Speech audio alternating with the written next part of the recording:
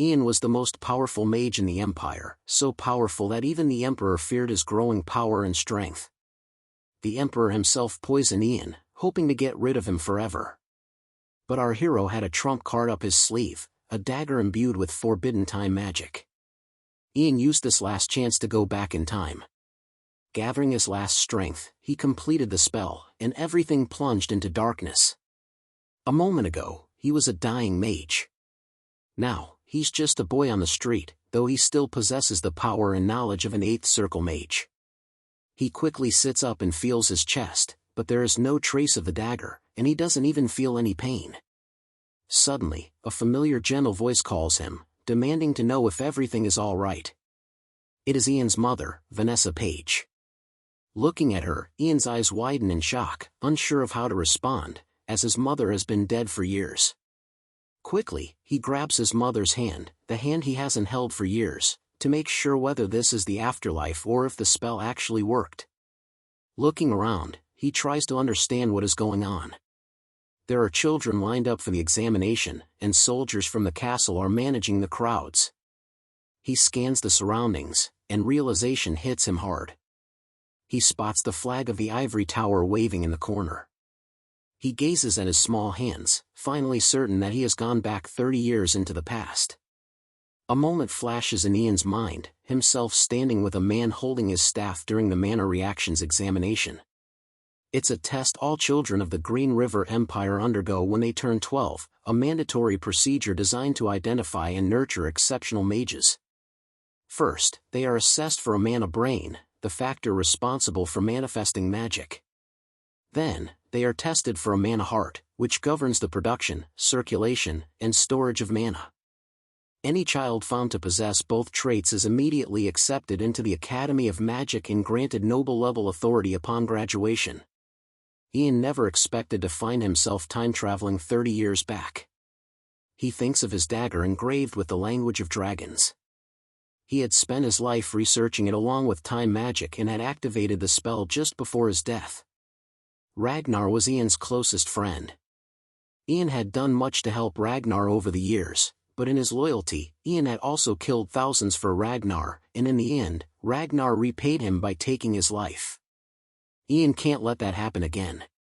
To prevent it, he needs to regain all the power and authority he once held as an 8th-class mage. With that in mind, Ian promises his mother that he'll return soon. Ian approaches a knight, introduces himself, and is instantly recognized as Vanessa's son. The knight permits him to pass. As Ian enters the tent, Marco, a mage, is sitting in his chair, exhausted. He sighs at Captain Aaron, questioning how many more children he has to assess. Captain Aaron responds that there's at least half a day's worth of children left. The moment Ian steps into the tent, Marco's tired expression shifts to a warm smile. He sends a wave of mana toward Ian's head, warning him that he might feel a little dizzy. When Ian hesitates, Marco informs him that he's detected a mana brain within him and that he'll need to check for a mana heart as well. Ian, however, surprises the mage by saying he has something to show him. Marco, confused, allows him to proceed. Ian takes a deep breath, and within moments, a fiery orb appears in one hand. With a focused look, Ian combines the fire spell with a water spell. Marco's eyes widen in disbelief as he watches Ian effortlessly cast 2 opposing spells at once. After showing off his abilities, Ian casually mentions that he's been able to do this for a while now. The captain and the knights present are stunned. Marco, still in disbelief, asks if someone taught him this. Ian denies it, saying no one did. Suspicious, Marco presses again, using his interrogation magic, which checks a person's biological reactions, like their heartbeat, to determine if they're lying. Marco warns that if Ian is lying, he could be charged with treason. Despite the threat, Ian remains calm and assures Marco that he would never lie to a noble mage like him. Marco chuckles and uses his magic, which reveals Ian is telling the truth. This only increases Marco's curiosity, leaving him wondering just what kind of child Ian really is. Suddenly, a woman's scream cuts through the air. Ian's heart races as he looks outside the tent, only to be stunned by the scene before him. His mother is being roughly dragged by the same knight who had let Ian in. Vanessa pleads, clearly terrified, while the knight, in a cruel attempt to justify his actions, claims she was loitering where she shouldn't be, calling her a lowly peasant woman. The knights, including Captain Aaron and Marco, rush outside to investigate. The knight continues to lie, but Ian's fury ignites as he hears the words. Just as he's about to act, Marco gently taps his shoulder, calming him down. Marco steps forward, addressing the group. He elaborates that this child has just demonstrated that he possesses both the mana brain and mana heart, meaning he and his parents are of the same standing as nobles in their empire. Insulting a noble or mage is tantamount to challenging the authority of the Imperial family and the Ivory Tower. The knight's actions, therefore, amount to treason, punishable by execution. The knight immediately drops to his knees, begging for mercy. Ian, however, turns to his mother and says the apology is for her, not him. He kneels before the knight, warning him that he will always keep a close eye on him. Later, Ian expresses his gratitude to Marco for intervening. Marco, with a knowing glance, instructs Captain Aaron to ensure that Ian and his mother are protected for the time being. Aaron leads them to an inn where the knights are staying. As they leave, Marco watches them go, his thoughts heavy. He realizes that Ian is far more talented and intelligent than any child he's encountered. He's certain the Ivory Tower and the Imperial family will be stunned by news of such a mage. That same night, the knight who had misbehaved with Vanessa was walking down the street, still exuding arrogance. He had no shame, especially when he openly called Ian's mother a lowly peasant woman. But little did he know, a figure in a cloak was trailing him from behind, listening to every word he murmured. It was none other than Ian. With a focused thought, Ian cast his paralyze magic, freezing the knight in place. Ian then faced him calmly, reminding him that he would be keeping a watchful eye on him. The knight's breath quickened, fear starting to take hold of him. Ian added, in a cold tone, how the knight had been disgraced by the son of a lowly peasant woman. He then fabricated a story, claiming that the knight had gotten drunk and drowned. The moment the words left Ian's lips, he shoved the knight off the bridge, sending him tumbling into the rushing waters below. Ian stood there, watching him drown, reflecting on how the knight's fate had unraveled. He couldn't help but wonder about his own past, how he'd spent years researching draconian magic to turn back time, to fix his mistakes. But now he realized that such a thing was impossible. To protect what mattered to him, Ian swore he would do whatever it took. He watched the knight struggle in the water and murmured to himself. He would resent him if need be, but forgiveness wasn't necessary. This was the same sentiment Ragnar had shared with him after poisoning Ian. At that moment, Ian finally began to understand why Ragnar had said those words. Back in the inn, Ian sat with his hand against his aching head. He hadn't realized that using so much mana would drain him.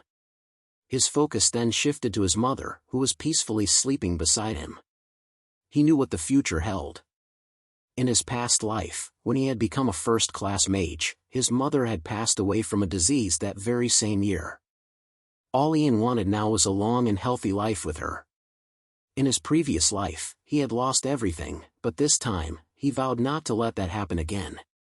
The next morning, inside the royal palace, Emperor Terry sought the advice of Master Herbert Lane. Herbert explained that mana was a natural energy, and once someone learned to control it, they were considered a mage.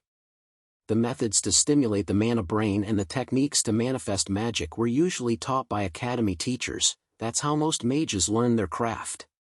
However, news had reached him that a boy named Ian had learned to control mana on his own without a teacher.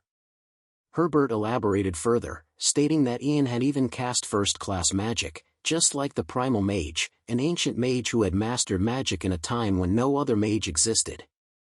Terry listened intently, curious but skeptical, thinking Ian might be bluffing, but Herbert reassured him, stating that the tales of the primal mage were not just myths.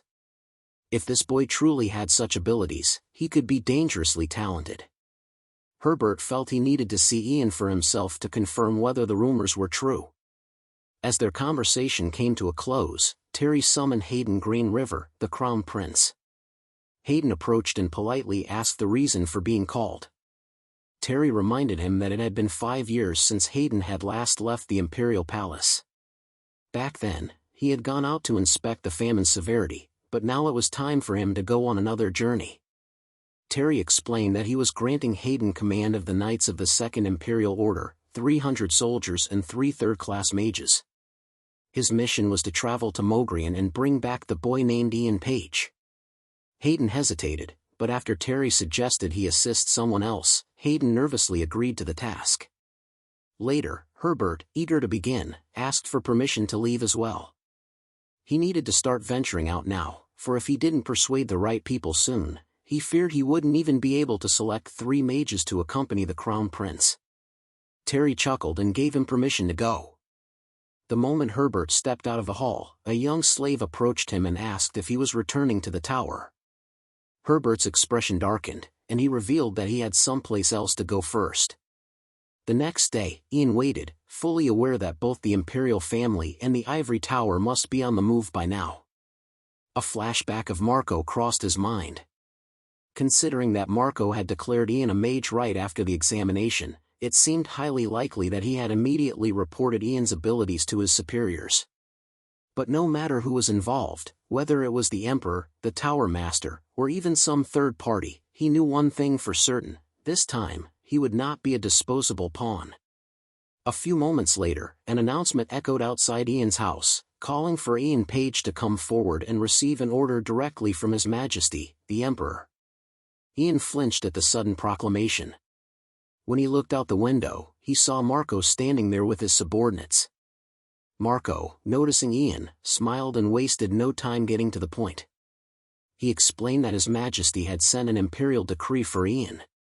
With that, Marco instructed Ian to kneel on his right knee and place his left hand over his chest.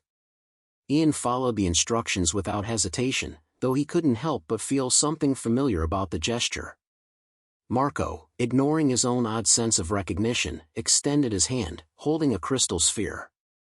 A command appeared within it, sent directly from the Emperor himself. The Emperor approved of Ian's talent and nominated him as a mage of the Empire. The decree went on to grant Ian permission to have his name carved into the Ivory Tower's Hall of Mages. Terry, the Emperor, also informed Ian that his firstborn son would accompany him to the palace. The Emperor wished for Ian to have a safe and enjoyable journey with his son's company. As the decree concluded, Ian slowly stood, understanding that the Emperor's intentions were crystal clear. One of the knights, Arnold, approached Marco with a request to escort Ian to Lord Mogrian's castle. Marco granted permission with politeness, and soon after, Arnold stepped forward. He knelt slightly, announcing that he had been granted the honor of serving Ian while he was at Mogrian. The journey continued, and they eventually arrived at the Mogrian Empire, finally reaching Marcus Mogrian, the Lord of Mogrian's castle.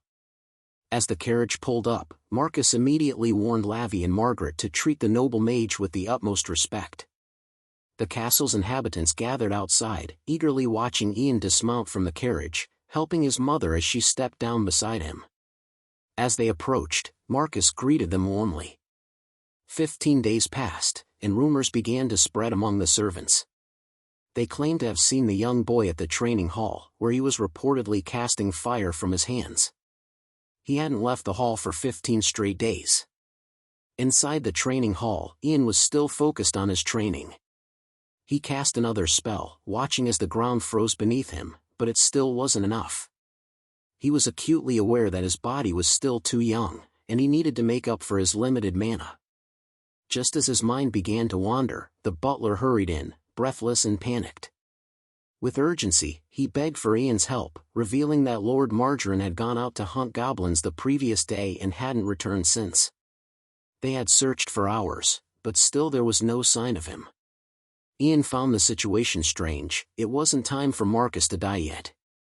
In his past life, Lord Mogrian had been assassinated by one of Green River's enemies just before the First Unification War, a war that wouldn't occur for several more years. His son, Lavi Mogrian, had fled when the war broke out and was later executed after its conclusion.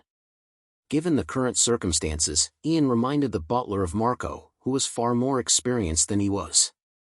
However, the butler informed Ian that Marco had other duties to attend to and wasn't currently in Mogrian. Ian was now uncertain.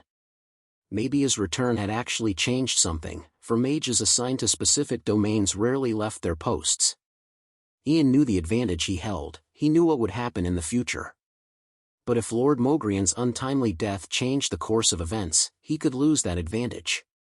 These thoughts swirled in his mind as he considered the situation. But the butler's desperate plea for help pulled him back to reality.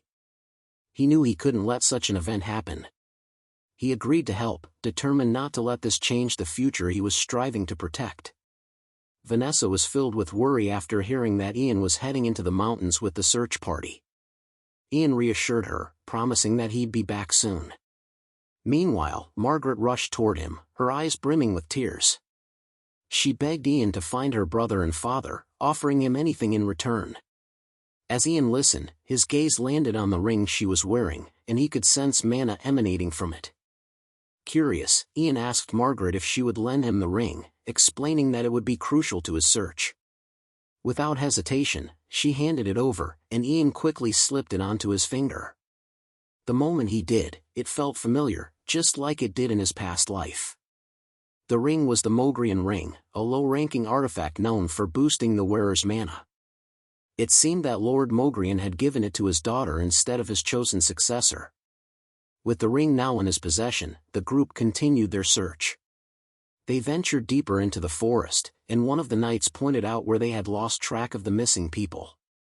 Blood was splattered across the ground, and Ian asked if they had already disposed of the bodies. The knights told him there were no bodies, and they feared that the monsters might have taken them.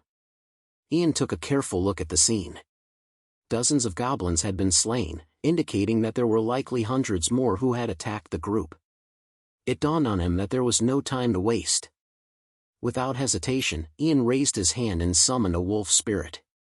A magical array formed in the air, and a stream of energy radiated from it. The knights stared in awe as a loud howl echoed in the distance. Suddenly, a baby wolf materialized in front of them. Ian hadn't expected the wolf to be so small, but given his current mana, that was the best he could do.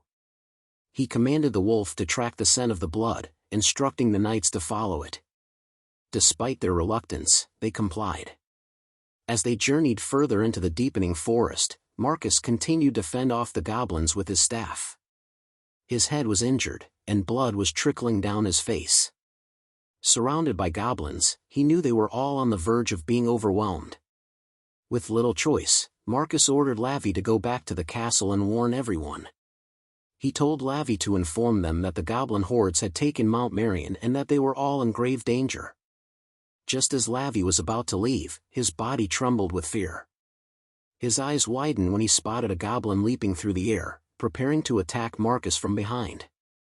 In a panicked voice, Lavi tried to warn his father, but before Marcus could react, a loud thud echoed in the air. Ian and his subordinates had arrived just in time. With a swift motion, Ian cast his Frost Nova spell, freezing the goblin in place and preventing the attack. Footsteps drew closer to Marcus, and the last thing he saw was Ian's face before everything went black. 2 days later, Marcus slowly opened his eyes, still in a daze, lying in bed. The haze in his mind made it hard to focus, but he could hear the faint sound of his daughter crying nearby. As his senses started to return, he sat up, still trying to process what had happened. His memories were foggy, and he couldn't quite recall everything from before. Margaret, seeing him awake, quickly rushed to his side, tears streaming down her face as she explained that Ian had rescued both him and Lavi. She sobbed, relieved yet worried, sharing that both Marcus and his brother had been bedridden for 2 days. Just then, Hogar burst into the room, his face filled with relief as he thanked God that Lord Margarine had finally woken. Marcus, still weak, asked about the other knights and his sons, his voice tinged with concern. Hogar, his expression turning somber, explained that they had lost 12 men, including Sir Rothan. Hearing this, Marcus' heart sank, and he immediately asked to speak with Ian in person. Later, in the training hall, Ian could hear a familiar voice calling his name. It was Hogar, coming to inform him that Lord Margarine had woken up. Hogar believed that Marcus had something important to discuss with Ian. Out of curiosity, Ian decided to leave his training session. As he walked toward his office, he unexpectedly ran into both Marcus and Lavi. Ian greeted them with a warm smile, asking about their condition. Lavi, filled with gratitude, thanked him profusely for saving both of them. Marcus, too, offered his heartfelt thanks on behalf of everyone. He then gestured to a box on a nearby table, explaining that after some thought, he believed this might be one way to repay Ian for everything. Without hesitation, Ian opened the box, his eyes widening in surprise. Inside was the same mana ring that he had once lent to Margaret. Marcus, looking a bit sheepish, admitted that Margaret had told him everything about it. He had thought it was just an old family heirloom, but now he asked Ian if it held any special power and whether it might be of use to him. Ian nodded thoughtfully, revealing that the ring amplified the wearer's mana, a crucial tool for eliminating mountains. Marcus, pleased with this answer, handed the ring to Ian, saying it should serve as a token of his gratitude. Ian, puzzled by the word token, asked Marcus to explain further. Marcus, with a solemn tone, explained that the ring would symbolize an oath to Ian. From this moment on, Ian Paige would be an honored guest of House Mogrian, and should Ian ever need their help, they would be at his service. He swore on the northernmost stream of the Emerald River that he and his descendants would uphold this vow for as long as Ian's line continued. With that, both Lavi and Marcus bowed slightly in respect. Later, as Ian and the knights made their way through the forest toward Lloyd Village, Ian's thoughts drifted back to a conversation he'd had earlier with Marcus. He had asked about any alchemists who might be able to create elixirs, to which Marcus had mentioned an alchemist named Ratho. Ian had never heard of Ratho before in his past life, but he hoped that this alchemist would be able to help him create an elixir to compensate for his lack of mana. Just as Ian was lost in thought, his attention was suddenly caught by the sight of Lloyd Village in the distance. The entire village was engulfed in flames, a horrible sight that sent a chill down his spine.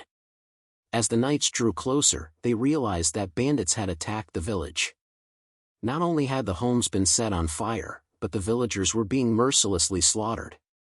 One bandit, wielding an axe and clearly the leader, shouted orders to his men, urging them to hurry and grab the children, taking whatever they could. The bandits seized a young boy named Douglas, and when his father attempted to intervene, he was knocked to the ground. The leader of the bandits, seeing that the boy wasn't compliant, decided to make an example of his father. Without hesitation, he raised his weapon and approached the man lying on the ground, prepared to kill him. He promised the boy's father that Douglas would be sold off at a good price elsewhere. As the leader prepared to strike the final blow, Douglas screamed in terror, desperate to reach his father. But just as he did, something happened that left him in stunned silence, his screams of horror dying in his throat. Abruptly, a spike of ice shot through the bandit leader's body, killing him instantly. The remaining bandits screamed in terror, completely baffled by the origin of the ice. But as they realized where it had come from, panic set in, and they ran for their lives. However, Ian wasn't about to let them escape so easily. With a flick of his wrist, he sent sharp ice skates plummeting downwards toward the fleeing bandits. No matter how fast they ran, they couldn't outrun the cold, and one by one, they all met their end. Ian's eyes shifted toward the ring on his finger, his thoughts briefly interrupted by the sight. The ring was doing its job well. With it, his mana now rivaled that of a third-class mage. The fire had been extinguished, and people were visibly relieved. Still, Ian's mind lingered on a darker thought. He felt deeply saddened by the tragedy that had unfolded here.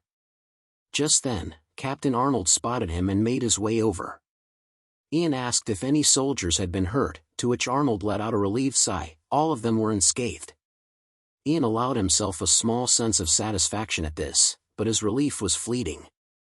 His thoughts returned to the man he had come here for, wondering if he had survived. Before he could dwell on it further, a voice rang out, calling Ratho. It was the name of the man Ian had been searching for, the father of Douglas.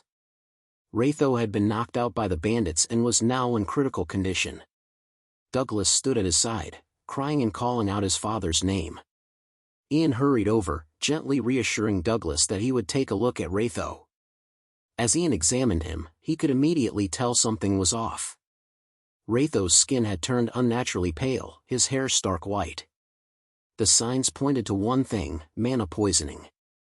It was clear that Ratho couldn't have injected mana into his body on his own, meaning a mage with ill intentions had done this to him. His condition was dire, and Ian knew that time was running out.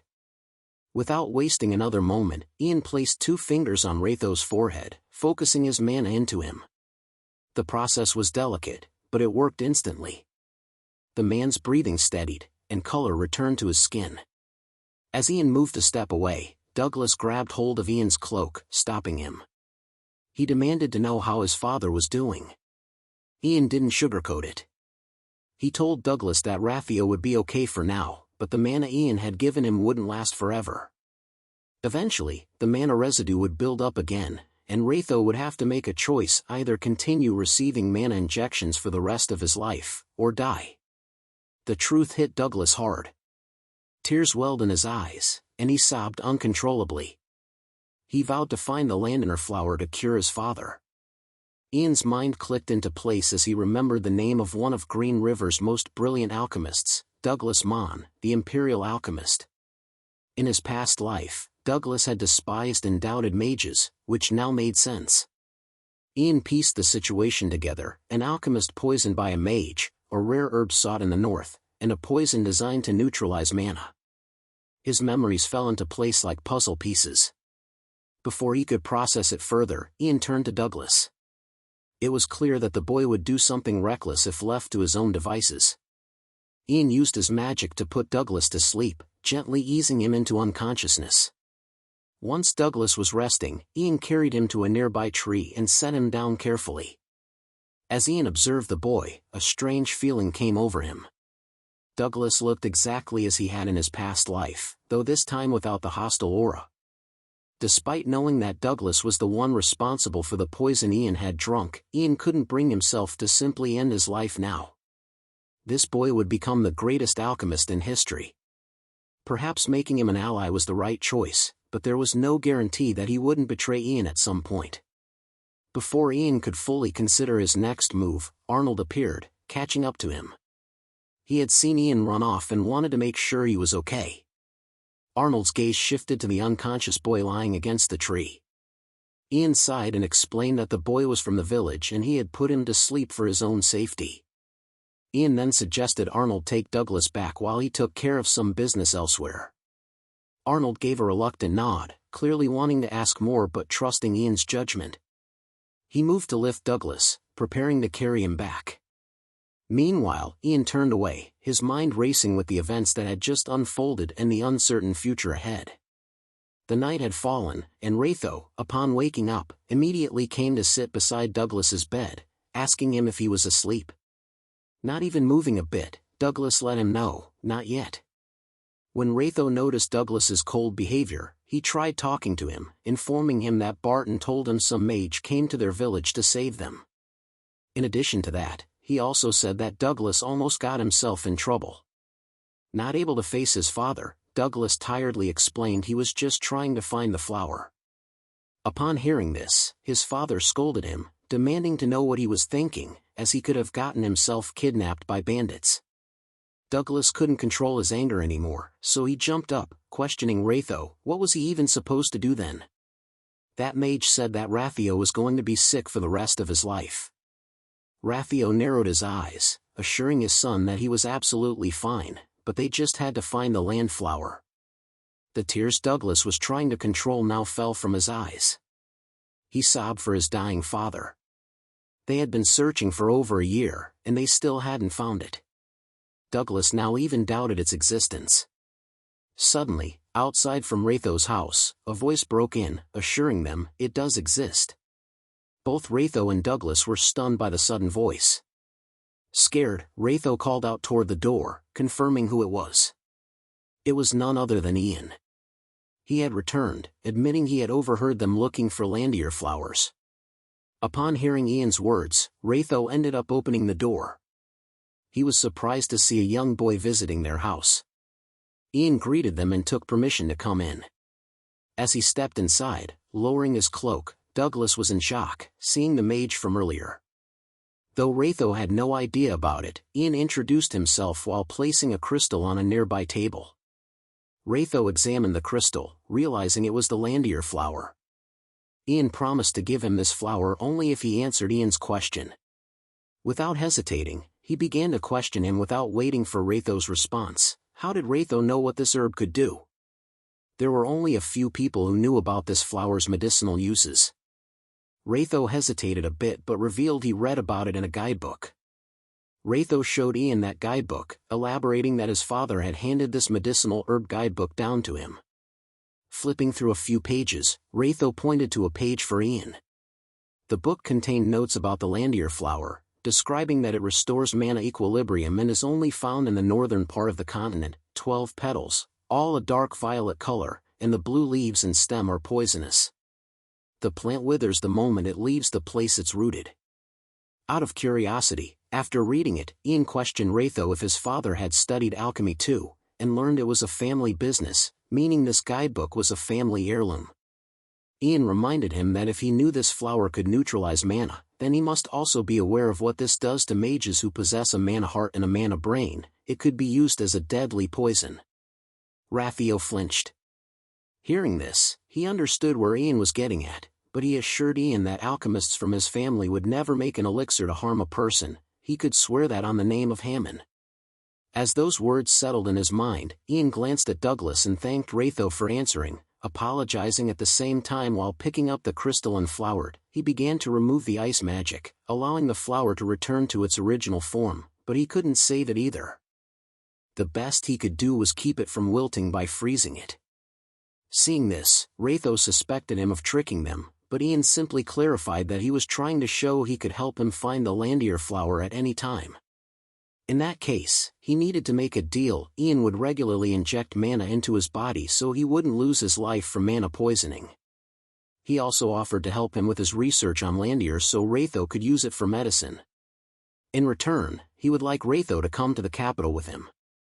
Ian was clever enough to offer him this, as he would be able to find the records of the poison Ragnar and Douglas had used in his past life. Hearing the favor, Ratho didn't understand his purpose for going back to the capital, so Ian elaborated further. He would like Ratho to manufacture mana elixirs that could replenish a mage's mana and create medicine for his frail mother. Before Ian could finish, Ratho interrupted, apologizing but suggesting Ian assist a more well-known alchemist. After all, he was the mage of the Empire. However, Ian confessed that what he was looking for was someone to stay with him and manufacture custom-made elixirs. He reminded Ratho that his son had run into the dangerous forest without hesitation to find the herb to heal his disease, so, for the sake of his safety and well-being, Ian hoped Ratho would make the right choice. Ratho was now aware that this child was no ordinary mage and asked for some time. Ian gave him some time and looked at Ratho talking to his son, promising himself, in this life, Douglas will not lose his father. He also won't have to become a slave. And most importantly, I will never let him fall into Ragnar's hands. Waiting outside Ratho's house, Captain Arnold approached Ian, informing him about finishing the preparations for their journey back to the castle. Upon receiving this information, Ian glanced at Ratho's house, sighing sadly, assuming Ratho hadn't made up his mind yet, and decided to head back. Unexpectedly, the door of Ratho's house creaked open. Ratho and his son stepped out of the house carrying their luggage. Douglas was startled to see a mage waiting for them outside their house. Immediately, Ian approached them to confirm if Ratho had come to a decision. Ratho scratched his head, admitting it wasn't like he had a choice in the first place, as he had a disease to beat, so he hoped Ian would keep his end of the bargain. Ian assured him, but they were interrupted when Douglas asked Ian if he could really make his dad's disease go away. Ian's promise filled Douglas with excitement, and he eagerly sought permission to address him as captain. It confused Ian, but he allowed it, though a picture of the older Douglas came to his mind, making him uneasy, wondering if this was what Douglas had been like as a child. Suddenly, a horse galloped toward them. A knight quickly informed Ian about the need for his immediate presence at Lord Mogrian's castle. Not being aware of the problem, Ian demanded to know the reason. The knight explained urgently, the Crown Prince had crossed the Gamus River. This was confusing, they had received the message just that morning, so why hadn't they informed them earlier? Ian then requested the knight to lend him the horse. Using his taming skill, he instructed the horse to go to Mogrian Castle with him. The horse immediately obeyed and knelt down. Sitting on the horse, Ian guided Arnold to escort Ratho to the castle, though both Ratho and Arnold looked at the horse's behavior in astonishment. Back to 2 days earlier, when the escort of Prince Hayden had just crossed the Gamus River. Inside the carriage, Prince Hayden glanced out the window. His mind wandered with thoughts. He recalled the conversation he had with his father, Terry, before this journey. Terry had called Hayden into his office. He wanted to tell Hayden something before he went. He had heard that Master Herbert had been seeing the fifth prince quite often these days. Many nobles tended to follow the Ivory Tower's lead, thus, the person whose side the Tower Master took would gain the support of those nobles. And now Herbert had made it clear that he was supporting the fifth prince. Moreover, Ragnar, the fifth prince, was a very clever child. Terry was sure Ragnar would use the Tower Master to make many people his allies. That was why Hayden had to do everything he could to make Ian Paige swear his loyalty to him. Terry insisted his son make Ian his ally and build a foundation for himself before the Ivory Tower intervened. Hayden felt pressured. He was troubled by the task ahead. Mage or not, Ian was still only a child. He wondered, what good will Ian be? There are dozens of mages in the Ivory Tower, and yet none of them are at my side. Years later, Ian called out to their daughter Johanna, asking her to come to them. Johanna smiled brightly, running to them and calling Ian Papa. Rage filled Hayden's eyes, thinking, how dare they support the fifth prince instead of me? I am the crown prince. He vowed silently, on the day he became emperor, he would get rid of all those treacherous fools.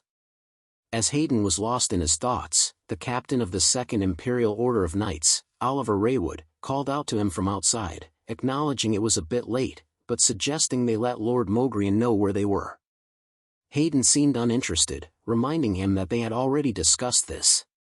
Oliver politely advised that they would need time to prepare for Hayden's arrival and begged him to be more understanding.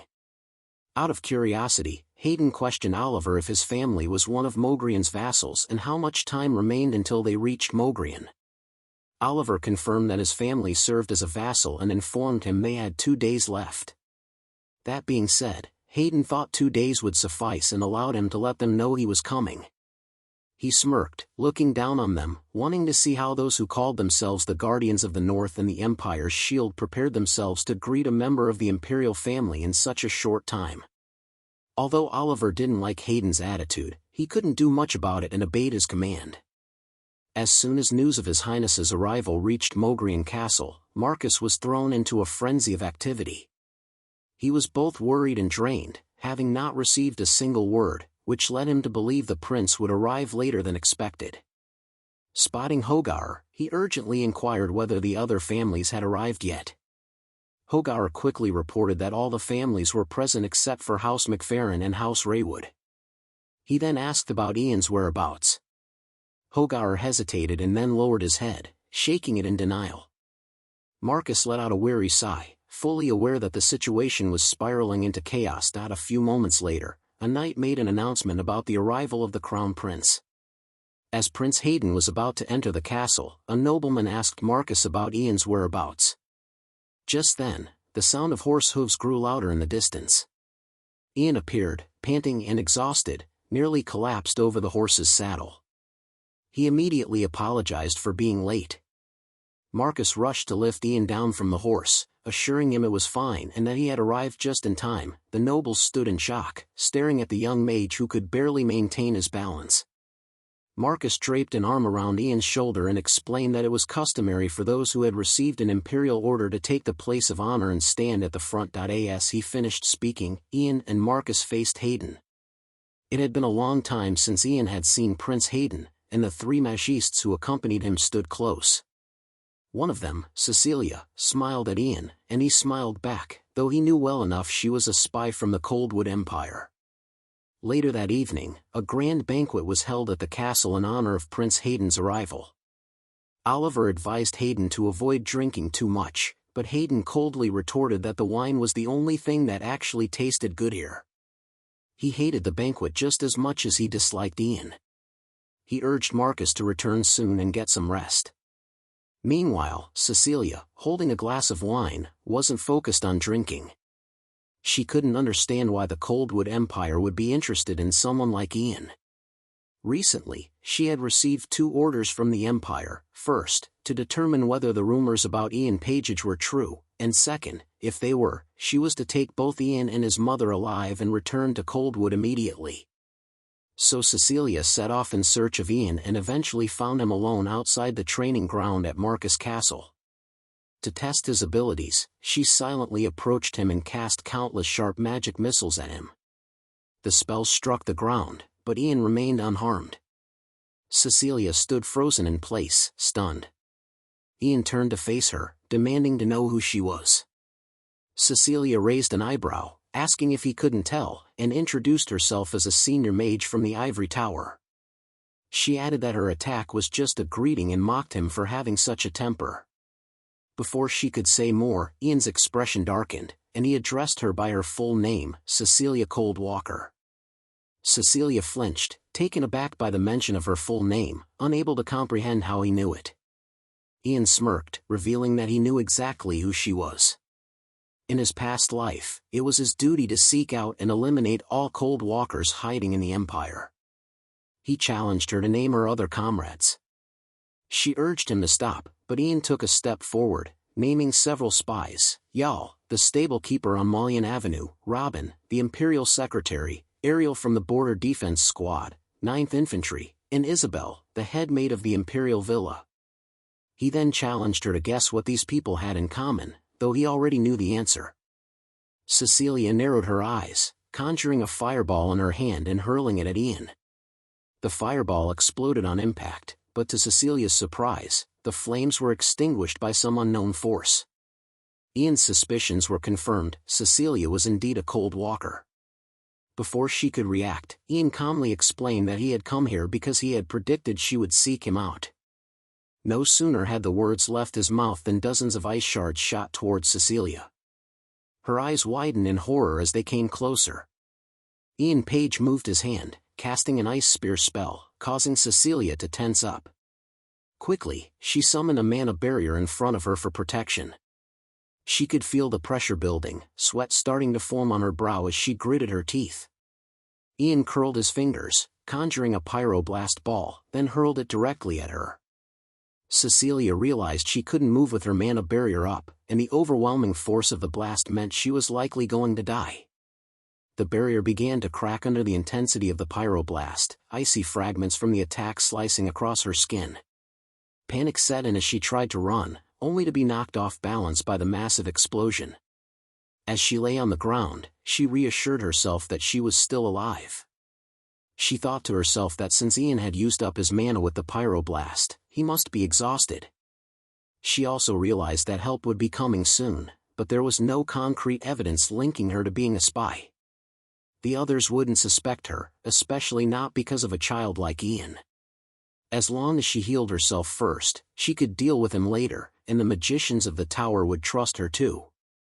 Ian approached with a smirk, revealing his plan. He intended to make a name for himself by selling her. Cecilia smirked back, asking if he really thought that would work.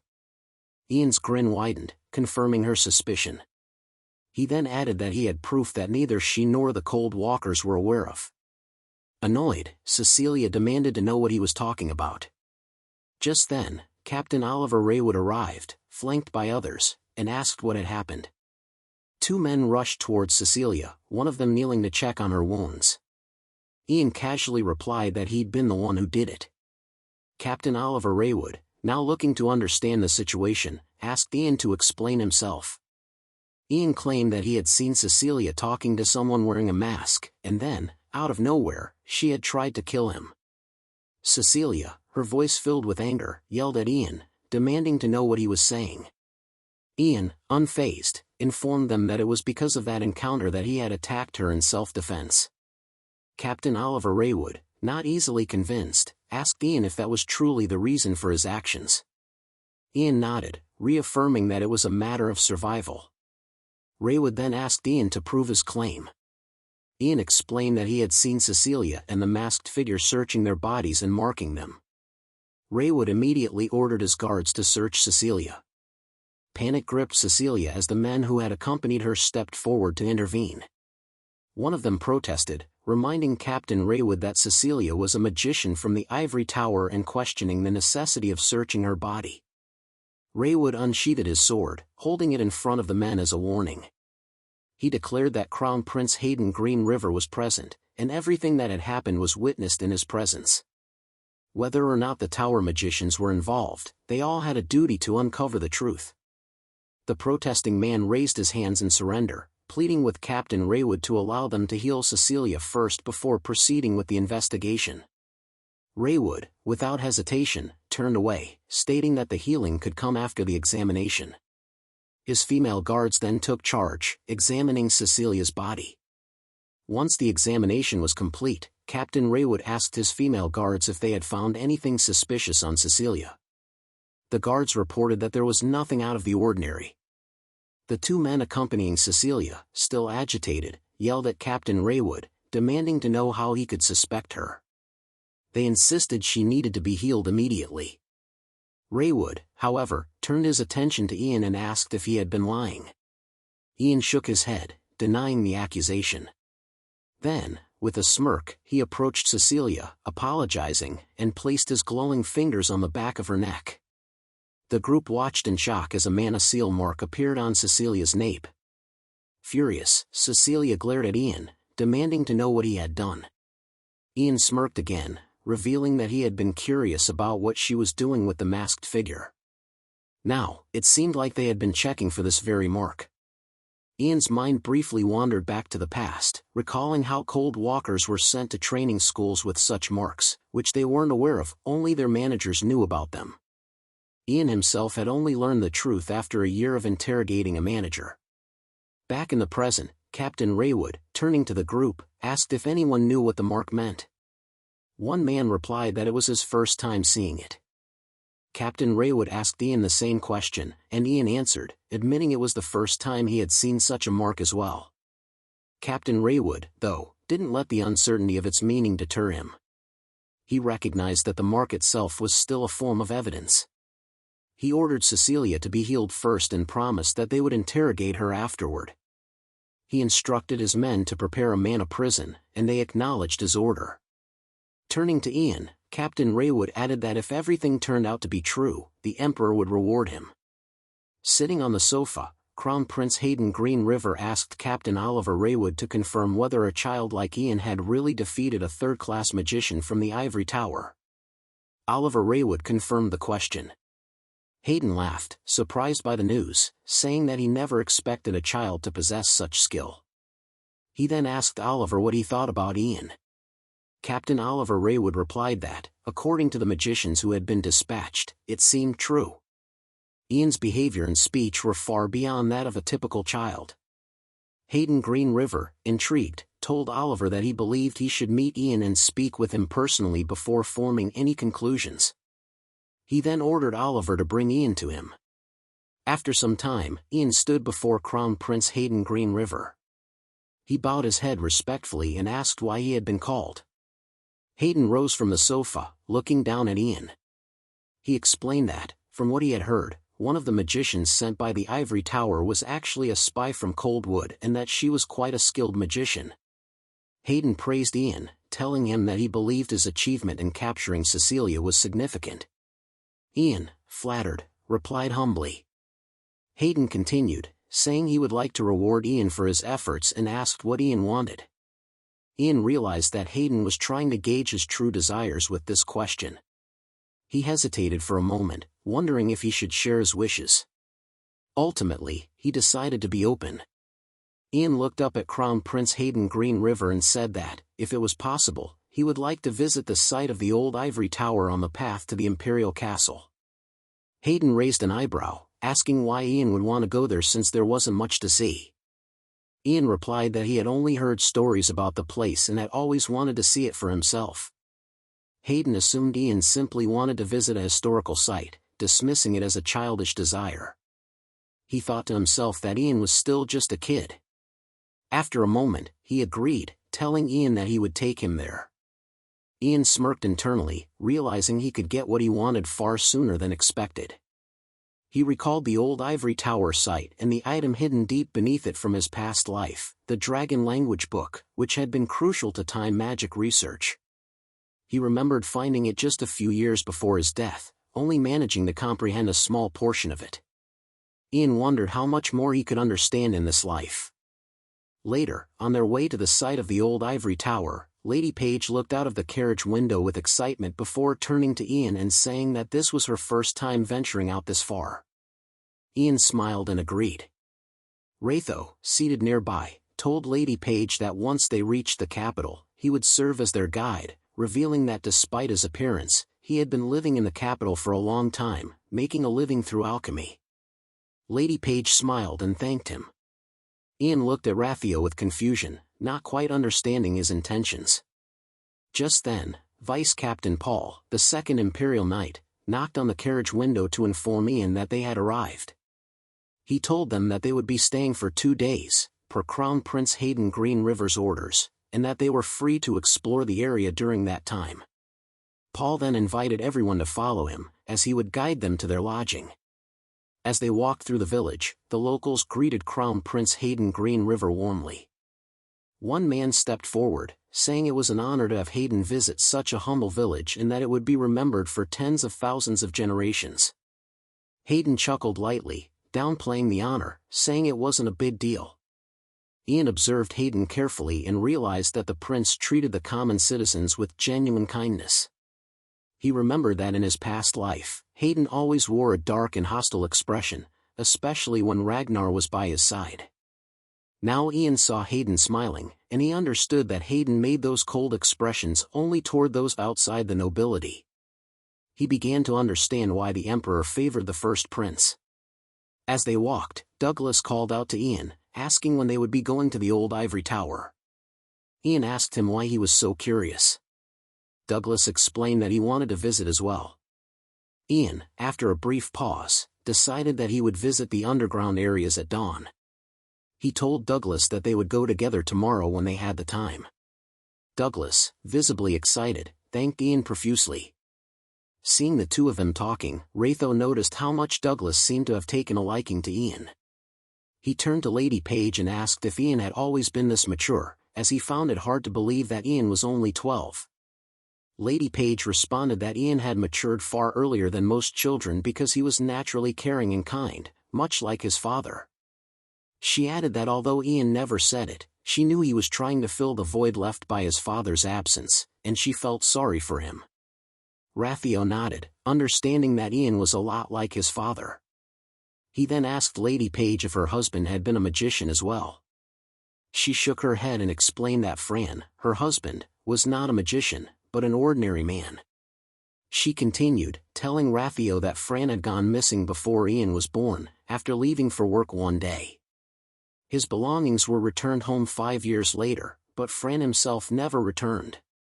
Lady Paige began to say something about Ian but then stopped abruptly, brushing it off as nothing. Ian walked across the yellow grass, his mind drifting back to his past life, a journey carried by the wind and the road of stars. It had felt like an endless path after the Unification War, far removed from the Ivory Tower and the Emperor. At first, he had wondered if his entry into the Ivory Tower back then had been nothing more than a coincidence, but soon he realized it was not mere chance. Something had guided him toward that fate. As he glanced at the familiar castle before him, the same one he had seen in his past life, he noticed that it still looked the same, unchanged by the years. He recalled the Great War that had occurred 300 years ago between the magicians of the Ivory Tower and the Dragonians, descendants of dragons. The Gargoyle army, along with the dark magic of the Dragonians, had been powerful enough to obliterate the Empire. Yet, it was the Imperial Prince Mitchell Green River, a high-class magician, who had led the other magicians to victory, defeating the Dragonians and wiping out the Gargoyles, thereby preserving the Empire's peace. After the war, Mitchell Green River, who had guided them to victory, refused the position of emperor and instead became the tower owner, building a new tower in the capital, Green River DM. Ian now understood how this place had become a ruin, abandoned by the people over time. Approaching a certain spot, Ian wondered if this was the place. He placed his fingers on the stone, and as his fingertips made contact, they began to glow. Suddenly, a staircase appeared before him. Slowly, he descended, summoning a light spell into his palm. The light illuminated the head of a gargoyle statue. Ian's gaze fixed on the statue as he remembered the surprise he had felt when he had first seen it. Then, without warning, the gargoyle broke free from its stone form with a deafening roar, groaning as it locked its eyes on Ian. Ian gritted his teeth, stunned that a gargoyle, thought to have been extinct for 300 years, was hiding here. The gargoyle roared again and leapt at him. Instinctively, Ian formed an ice ball and hurled it at the creature.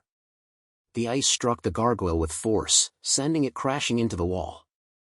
Ian realized that in his past life, he could have easily killed the gargoyle, but now, in his current state, he had to exert more effort. The gargoyle groaned as it leapt toward Ian once again. Without hesitation, Ian cast an ice spear spell, sending sharp ice fragments flying toward the gargoyle's body. He then raised his fingers, summoning a powerful lightning spell. The explosion of electricity finally finished off the gargoyle. Ian stood over the lifeless body, muttering to himself that he had taken care of the gargoyle, so now he awaited the passage to appear. As if on cue, the ground in front of him shifted, revealing a hidden path. Ian looked down and smiled, recognizing it as the same passage from his past life. He picked up his fallen cloak, wrapped it around his shoulders, and carefully stepped forward. Soon, he came upon a table where a dragon language book rested. Smiling, he remarked to himself that he had found it much sooner than he had expected. Approaching the book, he wondered whether it had been hidden here by a dragon or if it was the work of the first magician. He reached for it, remembering how mysterious the dragon language had been. Even in his past life, he had been unable to fully comprehend it. If only he could understand it now, he thought. But when he opened the book, he was shocked to find it empty. Confused, he wondered what had happened. Then it dawned on him, it might be because he had already used the book in his past life. Ian closed the book, feeling a pang of disappointment. He longed to reread the dragon's language to decipher the secrets it held. He tried to speak, but no sound escaped his lips. Realizing this, Ian stared at the book and understood, the dragon's language wasn't merely spoken with the voice. It was a magical language that drew its power from mana. In that moment, Ian realized that without the dragon's language, which had now disappeared, he could no longer use time magic. Without it, he couldn't return to the past. A heavy sigh escaped him as he closed his eyes in disappointment. He had been hoping to have the ability to endlessly turn back time, but now he understood how dangerous it could have been if he hadn't discovered this limitation.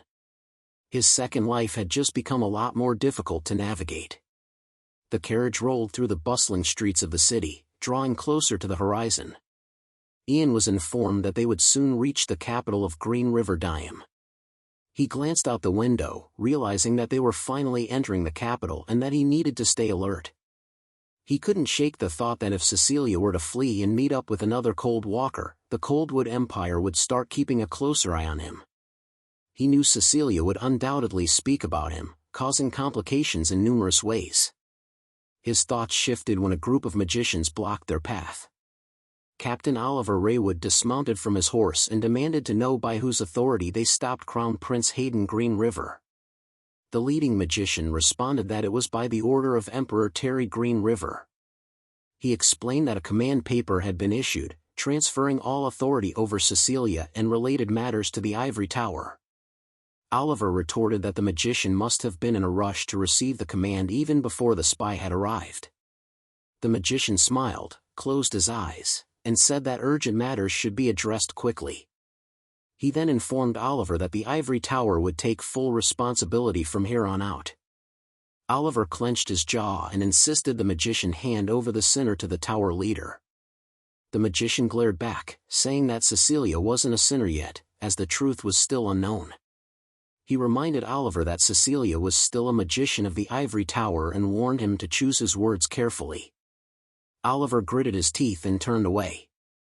Meanwhile, the other guards muttered angrily, complaining about how the magicians were swooping in to take Cecilia, even though it was they who had risked everything to capture her.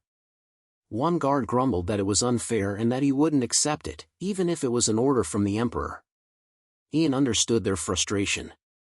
He knew the magicians weren't trying to protect Cecilia, they simply didn't want knights questioning one of their own. He realized they planned to lock her away in the deepest, most secure part of the Ivory Tower's prison and smooth things over behind closed doors. Even if Cecilia were a spy for Coldwood, there was no way she would escape from that prison. Lady Paige peered out from the carriage, curious about what was going on. Ian reassured her, telling her not to worry. But as his thoughts turned, a messenger interrupted, informing him that Crown Prince Hayden Green River wished to make a brief stop before heading to the Imperial Palace. As the carriage arrived at a mansion, Ian stepped out and looked up at the building. A wave of recognition hit him. It was the same mansion he received from Ragnar after reaching the 5th-class rank in his past life. Hayden Green River asked Ian if he liked it and explained that this mansion was personally granted to him by Emperor Terry Green River. Ian bowed his head in gratitude, replying that he was immeasurably indebted. Hayden chuckled and told Ian not to be so formal. Ian recalled that in his past life, he was 26 when he received this mansion, but this time he had received it 14 years earlier. He responded by complimenting the mansion. Hayden then mentioned that, for now, his family would stay here, but Ian must accompany him to the Imperial Palace to greet Emperor Terry Green River, as they were now in the capital. Ian politely asked Hayden if he might take a moment to look around the mansion with his mother first. Hayden granted him permission with a smile, and Ian thanked him warmly. Ian walked through the mansion with his mother, Lady Paige. He asked if she liked it, telling her that this would be their new home. Lady Paige, stunned, asked again to confirm if this was truly their house. Ian smiled and reassured her. He remembered that in his past life, his mother had already passed away by the time he received this mansion. Lady Paige gazed around in awe, commenting that the place was even more impressive than the Lord's castle. Ian thought back, realizing that no matter how powerful he had become in his past life, he could never bring his mother back from the dead. He responded that the mansion was intended for royalty. As he looked around, Ian felt a sense of satisfaction. Everything he once wished to do for his mother and with her was now within reach. He turned to Lady Paige, asking what she thought of the mansion, hoping that this time he would be able to see her happy, something he never got to witness in his past life. Lady Paige, in awe, remarked on the grandeur of the place, but then her expression shifted to concern as she asked how they would manage to clean such a large space. Ian sighed, and with a resolute smile, promised himself that from now on, his mother wouldn't have to lift a finger for housework. Later, at the Imperial Palace of Green Riverdium, Ian prepared to greet Emperor Terry Green River. He adjusts his sleeve nervously, thinking that in his past life, he never had the chance to meet the Emperor in person. By the time he graduated from the academy, the Emperor was already on his deathbed. Ian recalls that Emperor Terry was celebrated for his wisdom and decisiveness and hopes he can learn something from him if possible. As he walks through the palace, Ian glances out the window at the prince's palace and notices the 5th prince, Ragnar, the son of a concubine. He wonders what Ragnar is up to at this moment. Ian knows that while Ragnar resembles the Emperor more than any of the other princes, he inherited his father's cold-heartedness rather than his benevolence. Ian clenches his fist, thinking of Ragnar as both his old friend and his worst enemy. He wonders what approach he should take when he meets Ragnar in this life. As Ian reaches the golden doors, an attendant informs him that Emperor Terry Green River is waiting inside. Ian steps into the room and kneels before Emperor Terry Green River, touching the ground with deep respect. The Emperor commands him to raise his head, referring to him as the hero of the North. With a warm tone, Terry Green River praises Ian for his remarkable achievements in such a short time. Ian bows in gratitude, offering his thanks. The Emperor gestures for him to stand, telling him not to be so formal, remarking that Ian probably wasn't taught proper manners. Ian rises, recalling that the Emperor's words mirror something Ragnar once said to him in the past, that he shouldn't try so hard because he hadn't learned manners. Terry Green River observes that Ian has come a long way and asks if he likes the mansion he has been given, referring to it as one of his royal homes. Ian glances at Crown Prince Hayden Green River, who waves at him with a smile. Ian quietly wonders why Hayden is present with the Emperor. He smiles at the Emperor, his eyes closed, and responds, saying that the mansion is so grand he could never have imagined it. The Emperor, not satisfied with just that, asks him again whether he likes it or not. Ian replies, affirming that he does, adding that his mother is also happy with it. The Emperor, leaning back with crossed arms, asks if Ian knows why he sent Hayden to bring him to the palace and gave him a mansion as soon as he arrived. Ian contemplates whether to be direct in his answer. After all, Ragnar, who resembled the Emperor in many ways, preferred to speak plainly. Ian considers speaking honestly but ultimately decides against it, reminding himself that he is still just 12 years old and should act like a child. Ian responds politely, telling the Emperor that it's because he is a bit more talented than others and that, according to rumors, his magic is superior to most. The Emperor raises an eyebrow, asking if Ian truly believes he's the only one who thinks he's more talented. Hearing this, Hayden Green River looks at the Emperor and refrains from questioning a child like that. Terry Green River turns his gaze to Hayden, noting that this is the first time he's seen his son protect someone. Understanding that supporting Hayden is wise, the Emperor shifts his focus back to Ian and confirms that he did indeed summon him here because of his talent. The Emperor goes on to mention that even knights and magicians have been praising Ian's abilities. He also acknowledges Ian's role in uncovering the spy and states that since a citizen of the Empire has made such an accomplishment, it is only right they are rewarded. He then asks Ian if there's anything he wants. Ian realizes this is a prime opportunity to secure the Emperor's support, something he's been contemplating for some time. However, he reminds himself to ask for something suitable for a child, not an adult. He looks up at the Emperor and shyly says that he would like to explore the palace. The Emperor, intrigued, asks him what he means by explore. Ian explains that he wants to roam freely through the palace, showing his mother all the beautiful things within. Hayden, noticing Ian's curiosity, steps in and informs the Emperor that Ian's real wish is to see the old Ivory Tower. He explains that Ian, like any child, is full of curiosity, so it would be best to allow him to explore. Ian smiles at Hayden's words, and the Emperor, amused, agrees to grant Ian's request. He orders an attendant to present Ian with a seal. The attendant hands Ian the seal, and the Emperor explains that as long as Ian is in the palace, he can use it to access almost any area. If Ian needs help, he can show the seal to anyone for guidance. The Emperor then asks if there's anything else Ian desires. Ian holds the seal carefully, thanking the Emperor, and humbly replies that he doesn't know what more he could wish for. The Emperor smiles, clearly pleased, and announces that he will personally reward Ian. He gestures to his servants, who bring a large box of gold coins along with several maids. The Emperor explains that the gold is a token of his reward, and the maids will be sent to Ian's mansion to ensure his comfort. Ian looks at the maids and realizes that his mother no longer has to worry about cleaning, a burden he's happy to see lifted from her shoulders. He thanks the Emperor once more and exits the throne room. As Ian steps outside, he ponders whether the Emperor is truly different from others. Instead of warmth, Ian senses a deep suspicion directed toward him, a feeling that reminds him of Ragnar. Looking down at the seal in his hand, Ian understands that the Emperor likely acts this way with everyone. Much like Ragnar, he recalls Ragnar's favorite saying, "Suspicion is fundamental for ruling and governing." Determined to focus on what truly matters, Ian decides not to dwell on this feeling. There isn't much time, after all. He approaches a nearby guard and asks where the garden is located. The guard eyes him suspiciously, but Ian presents the seal, explaining that the Emperor had told him to show it to anyone. Upon seeing the seal, the guard nods and tells him to follow, offering to guide him.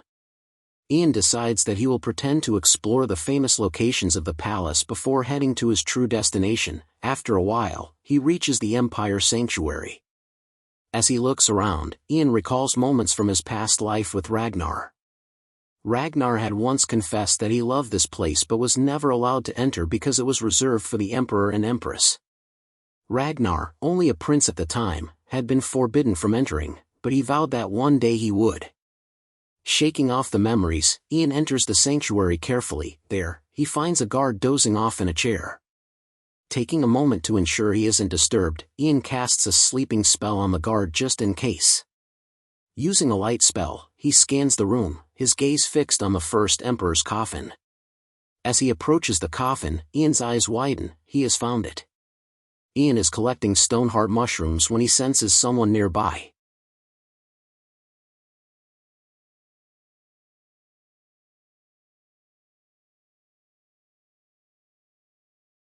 He quickly hides behind a wall, thinking there are only 3 descendants around and that it can't possibly be Ragnar.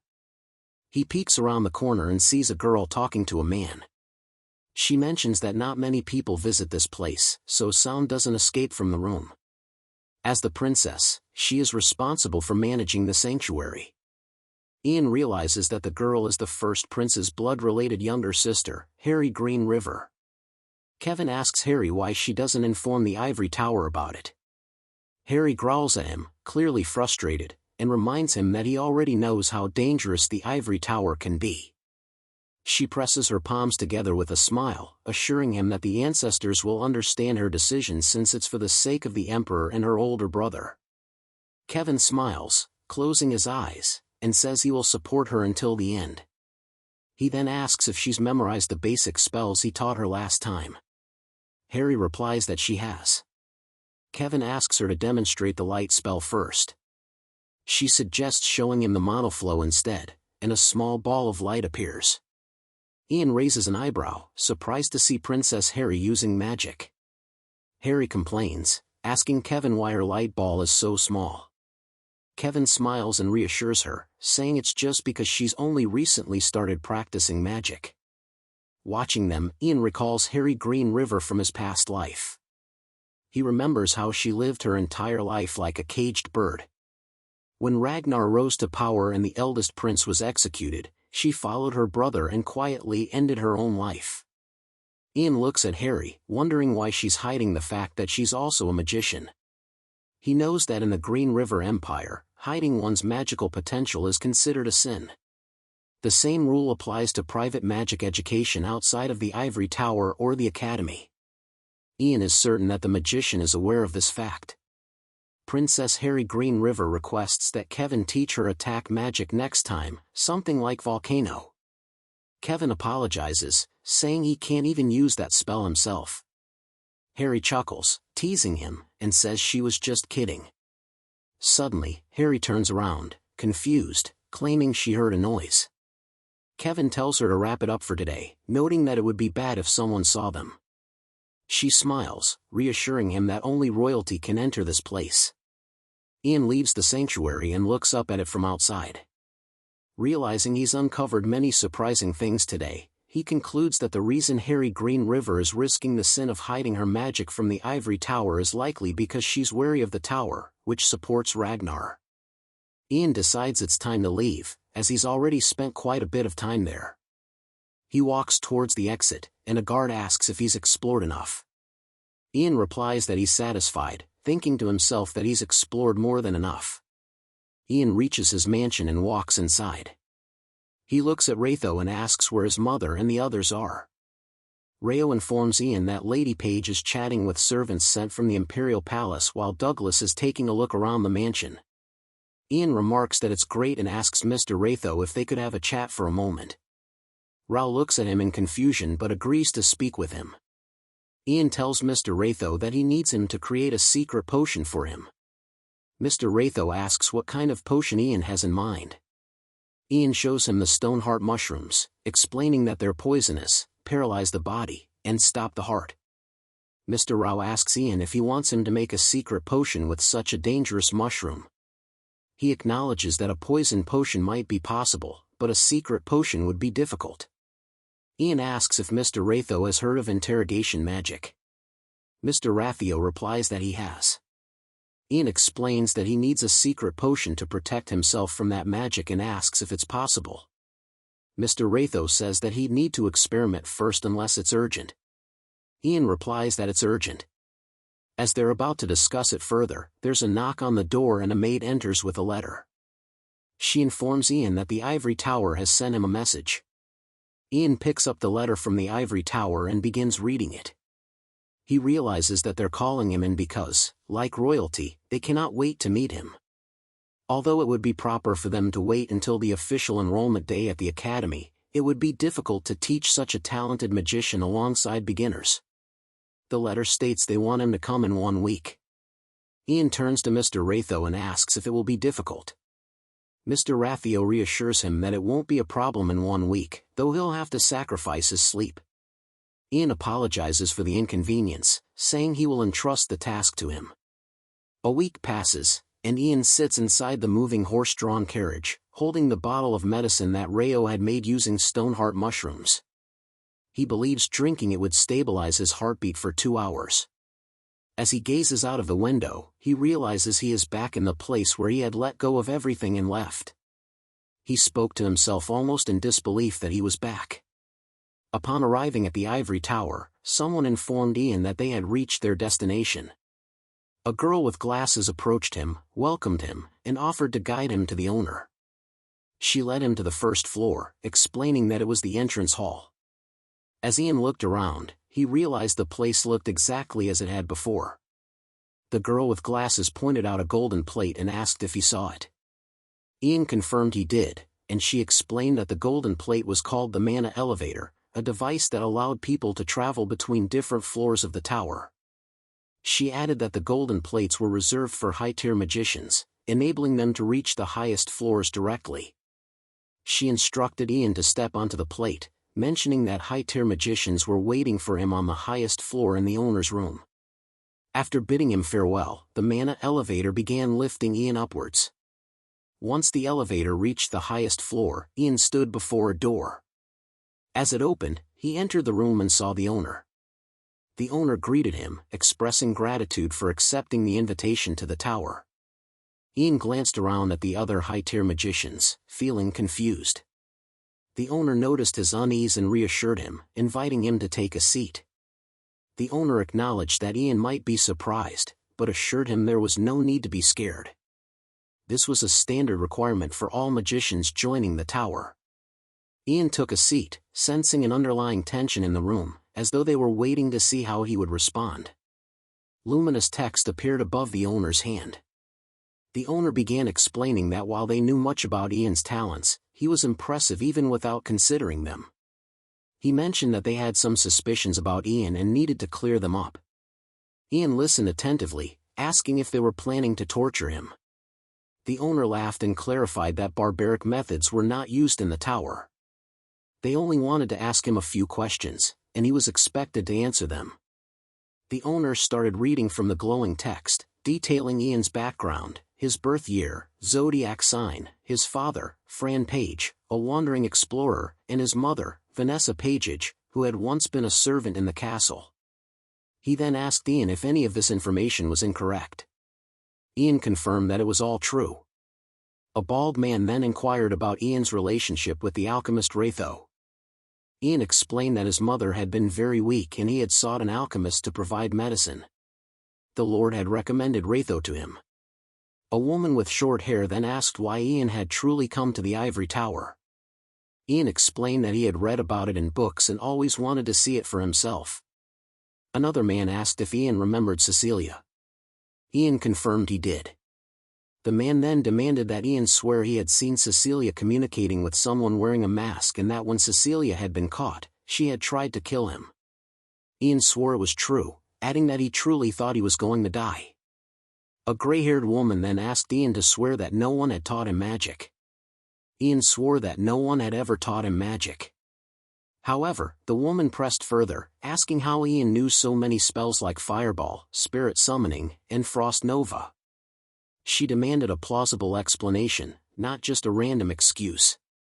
Ian replied that he had simply imagined the magic starting with fire in his palm, and one day it had become a reality. To prove it, he conjured a fireball in his palm. A man in the room shouted in disbelief, questioning how such a thing was possible. The room buzzed with murmurs and speculation about Ian's claim. The owner of the Ivory Tower, observing that even the tower's most powerful interrogation magic had failed to disprove Ian's story, began to consider other possibilities. He wondered if Ian could be the reincarnation of the legendary first magician. Another possibility was that Ian had such a high-class magic ability that interrogation magic simply couldn't affect him. The owner studied Ian with growing intrigue, realizing that it didn't make sense for such a young child to possess so much mana. He was left wondering what Ian's true intentions were. Just then, a girl named Helen stepped forward, her eyes filled with fury. She approached Ian with an air of hostility, growling at the others to stop wasting time with pointless questions. She demanded that they ask the real question, glaring at Ian as she did so. The others tried to intervene, urging Helen to calm down. They reminded her that the owner and the others were here to ask Ian questions, but Helen ignored them all. Her attention was solely focused on Ian, and with an intense glare, she demanded to know what he truly was. Helen demanded that Ian tell them what he truly was, questioning why he was spouting nothing but nonsense. Ian, silently staring at her, recalled that before arriving, she had been the youngest fourth-class magician, known for her aggressive nature, earning the nickname Lady of Fire. He asked her if she didn't already know. Helen, now even more furious, demanded to know what he was talking about. Ian pointed at the luminous text and calmly explained that it clearly stated he was born in 488 and his zodiac sign was a red goat. He asked if she hadn't read it.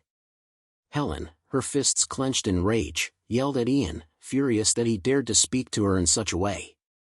The owner, observing the escalating tension, ordered them to stop. He declared it was enough and turned his attention to Ian, stating that he had one last question to ask. The owner mentioned hearing about an accident when Ian underwent his mana reaction test. He referred to the soldier, Jonathan, who had disrespected Ian and his mother, and was found dead the next day with small traces of mana on him. The owner asked if Ian had any connection to Jonathan's death. Ian immediately realized that the tower owner was not in his position without reason. The owner's approach was methodical, always considering a third possibility instead of relying solely on magic. Ian understood that a normal person would have panicked and become frightened when faced with such an accusation. But if his heart rate remained steady, it would only raise more suspicion. He wondered if he should end the effect of the medicine now or simply tell them what they wanted to hear since the owner had stated this was the last question. Ian looked at the owner and replied that he knew nothing about Jonathan's death. Everyone in the room eyed him with suspicion. The owner asked again, pressing if Ian truly had no connection to it. Ian confirmed his innocence. The tower owner closed his eyes, seemingly satisfied, and said that he had known all along that Ian could not have been responsible for Jonathan's death. He thanked Ian for his honest answer to such a difficult question. Then the owner revealed that the entire story about the traces of mana on Jonathan's body had been fabricated. In reality, Jonathan had simply tripped on a bridge and died. Ian, angered, glared at him. The owner, unfazed, commented that he would love to wrap things up and get something to eat, but still had business to attend to. He asked Ian to be understanding, explaining that since Ian's talents had never been seen before, even in the tower, they needed to consider his current limits and potential for growth. The tower owner then showed Ian a device, explaining that it was a mana battery, an essential component that powered most of the tower. The battery, he explained, currently held very little mana, which is why it appeared blank. As more mana was added, its color would change to blue. The owner then asked Ian to add mana into it. Ian, confused, asked if he was supposed to add all of his mana. The owner confirmed, stating that since they were trying to gauge Ian's limits, he was expected to give his full amount. Ian stood up from his seat and walked toward the mana battery, contemplating its capacity. He considered that it could hold mana equivalent to that of a third-class master, but he decided that adding an amount similar to that of a second-class master would be the best approach. As Ian placed his hand against the mana battery, he reminded himself that if he showed the expected amount of mana, he could avoid suspicion and be placed in a decent class. But then a thought crossed his mind. He questioned why he was doing this at all. He reminded himself that he was just an 8th-class magician, not a philosopher or someone who would go down in history. Yet, he knew that magic was the only thing he understood, the only thing he could rely on. Ian continued adding mana into the battery, more forcefully than before, reminding himself that he had always lived strategically, calculating every move. He could give up power, authority, and glory, but magic was all that mattered. He poured everything he had into the mana battery, pushing his power beyond anything expected. Suddenly, the mana battery shattered, unable to contain the overwhelming mana Ian had channeled. Everyone, including the tower owner, stared in shock at the broken device. Ian, panting heavily, stood there, his energy having far exceeded that of a third-class master. Helen, in disbelief, picked up a broken piece of the mana battery, knowing it was only designed to hold up to a third-class master's mana. She looked at Ian, her mind racing, unable to comprehend how a child like him could surpass even a third-class master. As the realization settled in, Ian, still breathing heavily, walked away slowly from the scene. The sun gently touched the tower's balcony. One of the magicians slammed his fist on the table in frustration, declaring that all the rumors about Paige were true. Not only was he a fourth-class magician, but that meant he was on par with all of them except for the owner.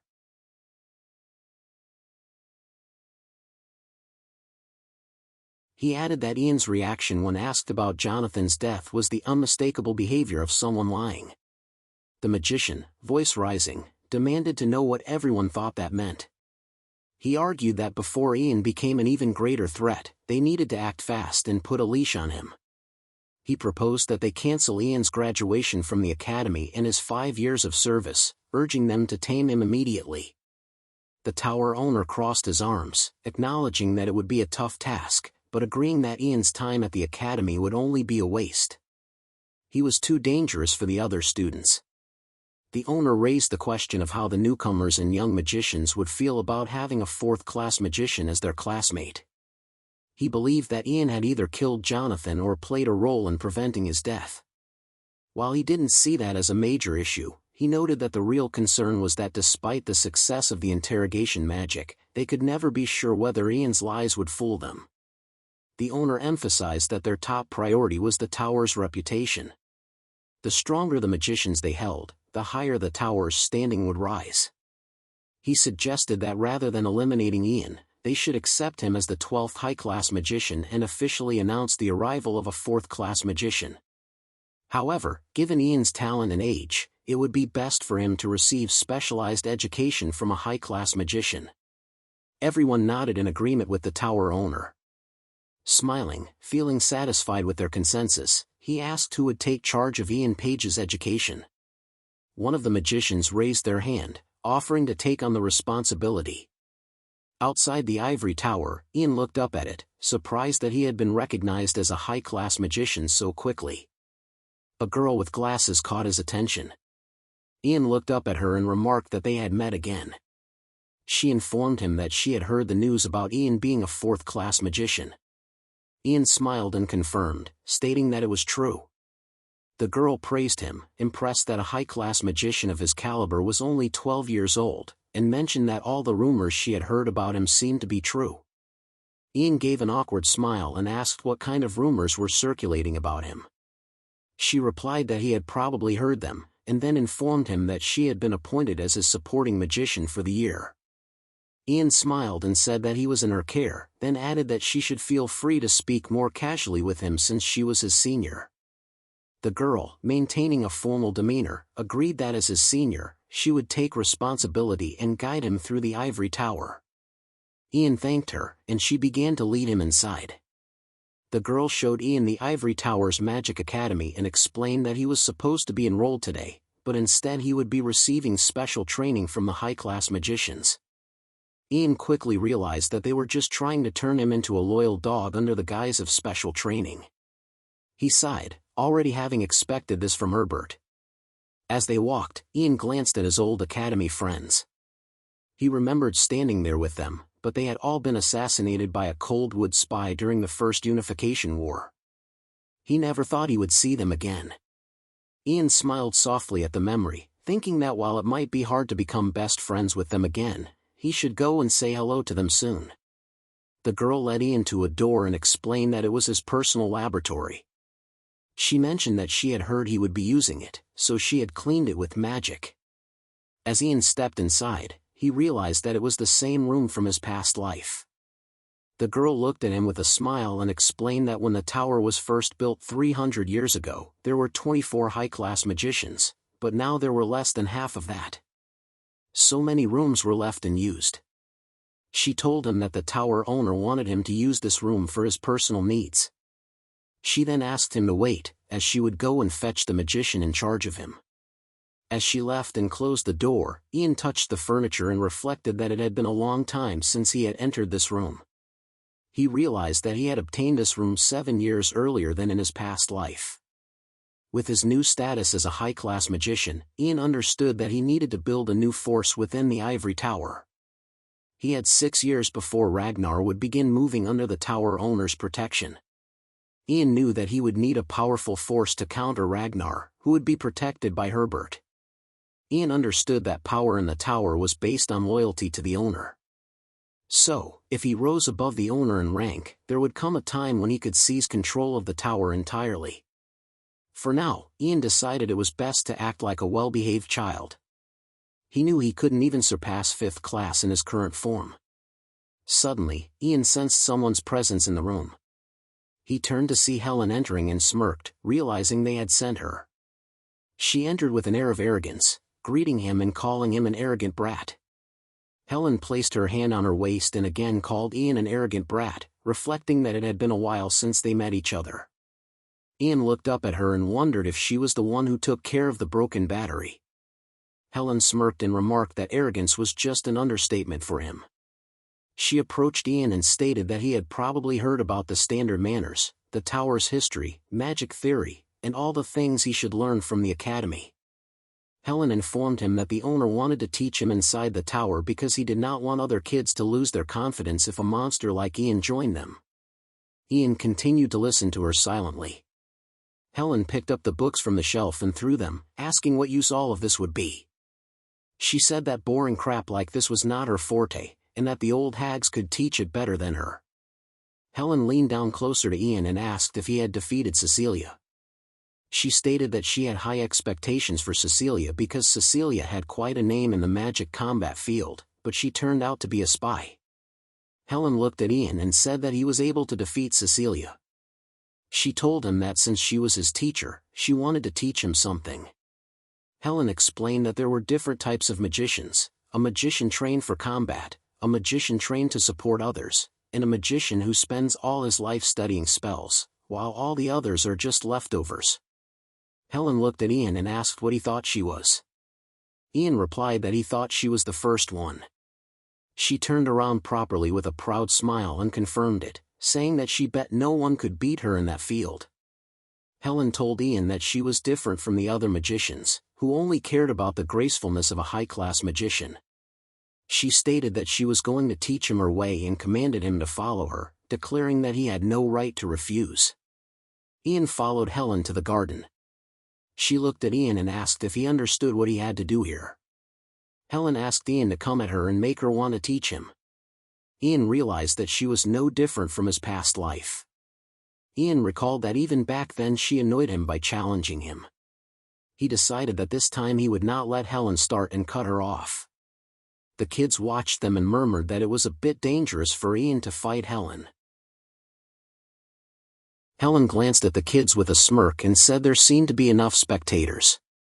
She placed her hand on her waist and asked Ian to go first, stating that she would wait for him since she was his teacher. Ian removed his fall cloak and asked Helen if she was sure about it. She smirked at him, asking who was worried for who. Ian smiled and closed his eyes, saying he would not refuse. Then, looking at the blue smoke behind Ian, Helen asked if he was planning to set a barrier first, because it looked like he had seen stuff. As Helen's side also began to fill with red smoke, she grinned and claimed that whatever barrier it was, she would break it in an instant. Squirt. Ian saw the huge fireballs behind Helen and immediately used his ice block spell, completely shielding himself inside the ice block. Shocked, Helen yelled at Ian, asking if he was joking with her. She touched the ice block and said the most he could think of was an ice block. Helen asked him if he was planning to sleep there until he was out of mana. Ian did not move inside the ice block because the ice block was the strongest defensive magic that protected the user. But while it was active, the user fell asleep, so they could not use other magic. Helen sighed in annoyance, saying that she did not know what Ian was thinking and that she was the dumb one for having hopes in that. Suddenly, Everyone heard a shattering sound. The kids wondered what kind of sound it was.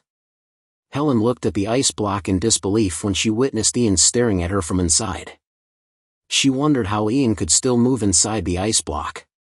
Helen began to approach him, but suddenly froze and looked up at the growing stems in front of her.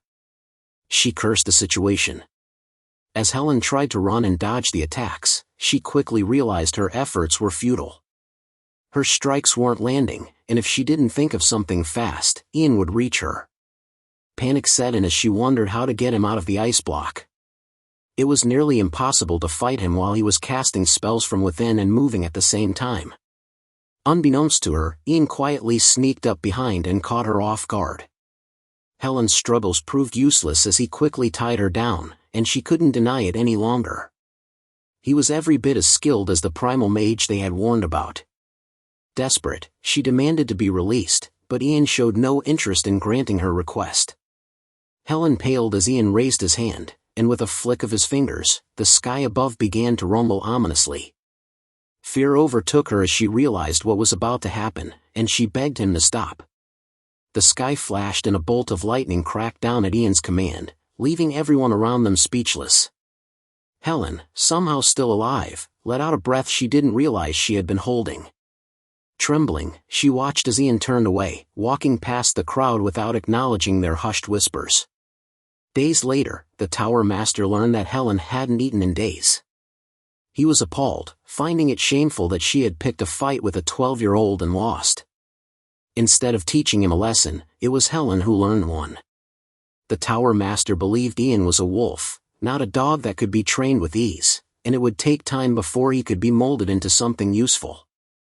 The Tower Master then approached the Crown Prince, who inquired about the mysterious boy mage, Ian Paige. As Douglas prepared for his first day at school, Ian realized that Douglas had the potential to become a great alchemist. Meanwhile, Ian himself had already mastered everything he was learning from his private lessons at the Ivory Tower. Bored, he set his book aside and stood up, thinking that he hadn't had a single day of rest since he returned to the past. Although Ragnar seemed to be quiet for now, Ian knew he couldn't afford to stay idle. He would need to use this time to strengthen his body and regain his power, but he wondered whether it was okay to spend his time this way. Lost in thought, Ian was interrupted when the housemaid brought him an invitation from the royal palace, which made him wonder who would want to invite him. Ian picked up the letter and immediately recognized the Crown Prince's seal. However, Ian didn't understand the Crown Prince's intentions.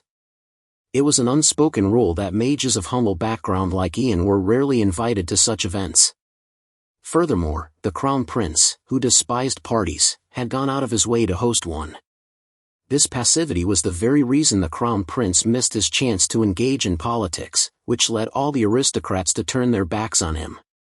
Unlike his brother Ragnar, the fifth prince, who was socially active and cultivated strong connections with the nobility, the Crown Prince had little interest in such matters, making it easier for Ragnar to take the throne instead of him.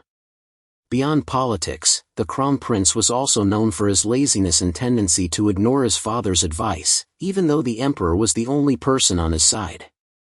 Ian couldn't quite make sense of the Crown Prince's actions, but hoped it was for the best. However, since he had never attended such events, even in his past life, Ian decided it was best to stay quiet and head out as soon as possible. Upon entering the palace, Ian was taken aback by the grandeur of the decorations and the aristocrats mingling with each other. As expected, he felt incredibly uncomfortable in such a setting. The royal servant announced the Crown Prince's arrival, prompting everyone to bow in respect. But instead of delivering the usual speech, the Crown Prince decided to introduce someone first. He looked toward Ian, and Ian immediately thought it must be him. But the Crown Prince surprised everyone by welcoming Ian Paige as the special guest, the youngest fourth-class high mage the Tower had ever seen. The Crown Prince explained that the party was organized to introduce Ian to the nobles. Ian wondered if this was just a way for the Crown Prince to show the aristocrats which side he was on. However, this didn't seem like something the Crown Prince would do, especially not after all his previous passive behavior. The Crown Prince continued by praising Ian's debut at the Ivory Tower, highlighting how Ian became a high mage on his very first day. He admitted that when he first saw Ian and Mogrian, He couldn't understand why he had to go through so much trouble for a country boy. But now he was proud of how incredible Ian turned out to be. Even though it was his father who ordered him to bring Ian to the capital, the Crown Prince now felt a sense of pride in having done so. He then gestured to Ian, leading him to introduce him to someone else. What Ian saw next left him utterly speechless. The Crown Prince introduced his younger sister Haley to Ian. She mentioned that she had heard a lot about him, but since they didn't have much time to chat, she invited him to join her for the next lunch and to hear more of his stories. Ian politely thanked her for the invitation, but humbly suggested that his tales of magic and monsters might be boring.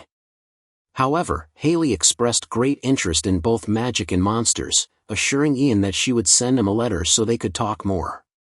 After bidding him farewell, she left, and Ian couldn't help but notice how different she seemed from the last time he saw her at the Memorial Hall. While watching her leave, Ian noticed the Crown Prince, who was fulfilling his duties as a host despite his evident nervousness. Ian decided it was better to leave now before he drew any more attention to himself. Stepping out onto the balcony, he spots Sir Oliver and compliments him on his uniform. The brief moment of awkward silence makes Ian realize the balcony might not have been the best place to retreat to. Sir Oliver then strikes up a conversation, mentioning he heard about Ian's duel with Helen. Ian realizes that the Crown Prince had also mentioned the same thing about his fight with Helen and comments on how strange it is that such rumors spread so quickly, especially considering most of what happens in the Ivory Tower is supposed to be classified. Oliver responds that a knight wouldn't survive if he didn't know how to gather information, especially in times like these. Ian agrees, understanding the weight of the situation. Times like these, he mutters, referring to the way a handful of mages have dominated the Empire's military power, leaving knights to become mere ornaments with little real influence. Oliver continues, saying he's impressed by Ian, not just for becoming the youngest fourth-class high mage, but also for defeating Helen, the Lady of Fire. He adds that it's obvious the Crown Prince is backing Ian, as everyone knows how much the prince dislikes these social events, yet he went to the trouble of hosting one for Ian. Concerned, Oliver then asks where Ian's allegiance lies. It's widely known that the mages of the Ivory Tower support the Fifth Prince, so Oliver wonders if Ian might be aligned with him. Ian dismisses the question, saying it's impossible to give a clear answer in these circumstances. However, Oliver, as the Crown Prince's knight, insists on knowing if Ian is an ally or an enemy. Oliver Raywood is a loyal knight who stood by the Crown Prince until his last breath, and trusting in that loyalty, Ian decides to be honest with him. He admits that he's not sure yet where he stands, but he's certain of one thing: he'll never be in favor of the Fifth Prince. Oliver looks around, checking if anyone overheard their conversation, but Ian reassures him by casting a spell to make sure no one else can hear them. Oliver then asks if Ian would be willing to be his training partner until he makes up his mind. Ian declines, pointing out two reasons. First, he worries that Oliver might come after him once he learns how to fight a mage. Second, there's nothing in it for him. Although Oliver can't promise he won't come after Ian later, he offers him a necklace.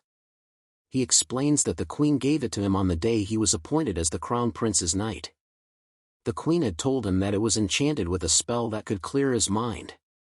Ian recognizes the necklace as one of the treasures that was never found in his past life, with its last known owner being the Queen. Oliver offers the necklace to Ian, telling him that it would be of much more use to Ian than to a knight like himself. He explains that the Queen gave it to him as a token of his duty to protect the Crown Prince at all costs, and by giving it to Ian, he feels it would be the best way to honor her, certain that she would understand his decision. Ian accepts the necklace, but just as he does, a sudden blast diverts their attention. Upon hearing the explosions erupting around the royal palace, Ian and Oliver rush inside. Concerned for the safety of the Crown Prince, Oliver begins searching for him. He approaches the Crown Prince and his sister Haley and checks if they are unharmed. After confirming the Crown Prince is fine, Oliver turns to the royal guards to inquire about the situation outside.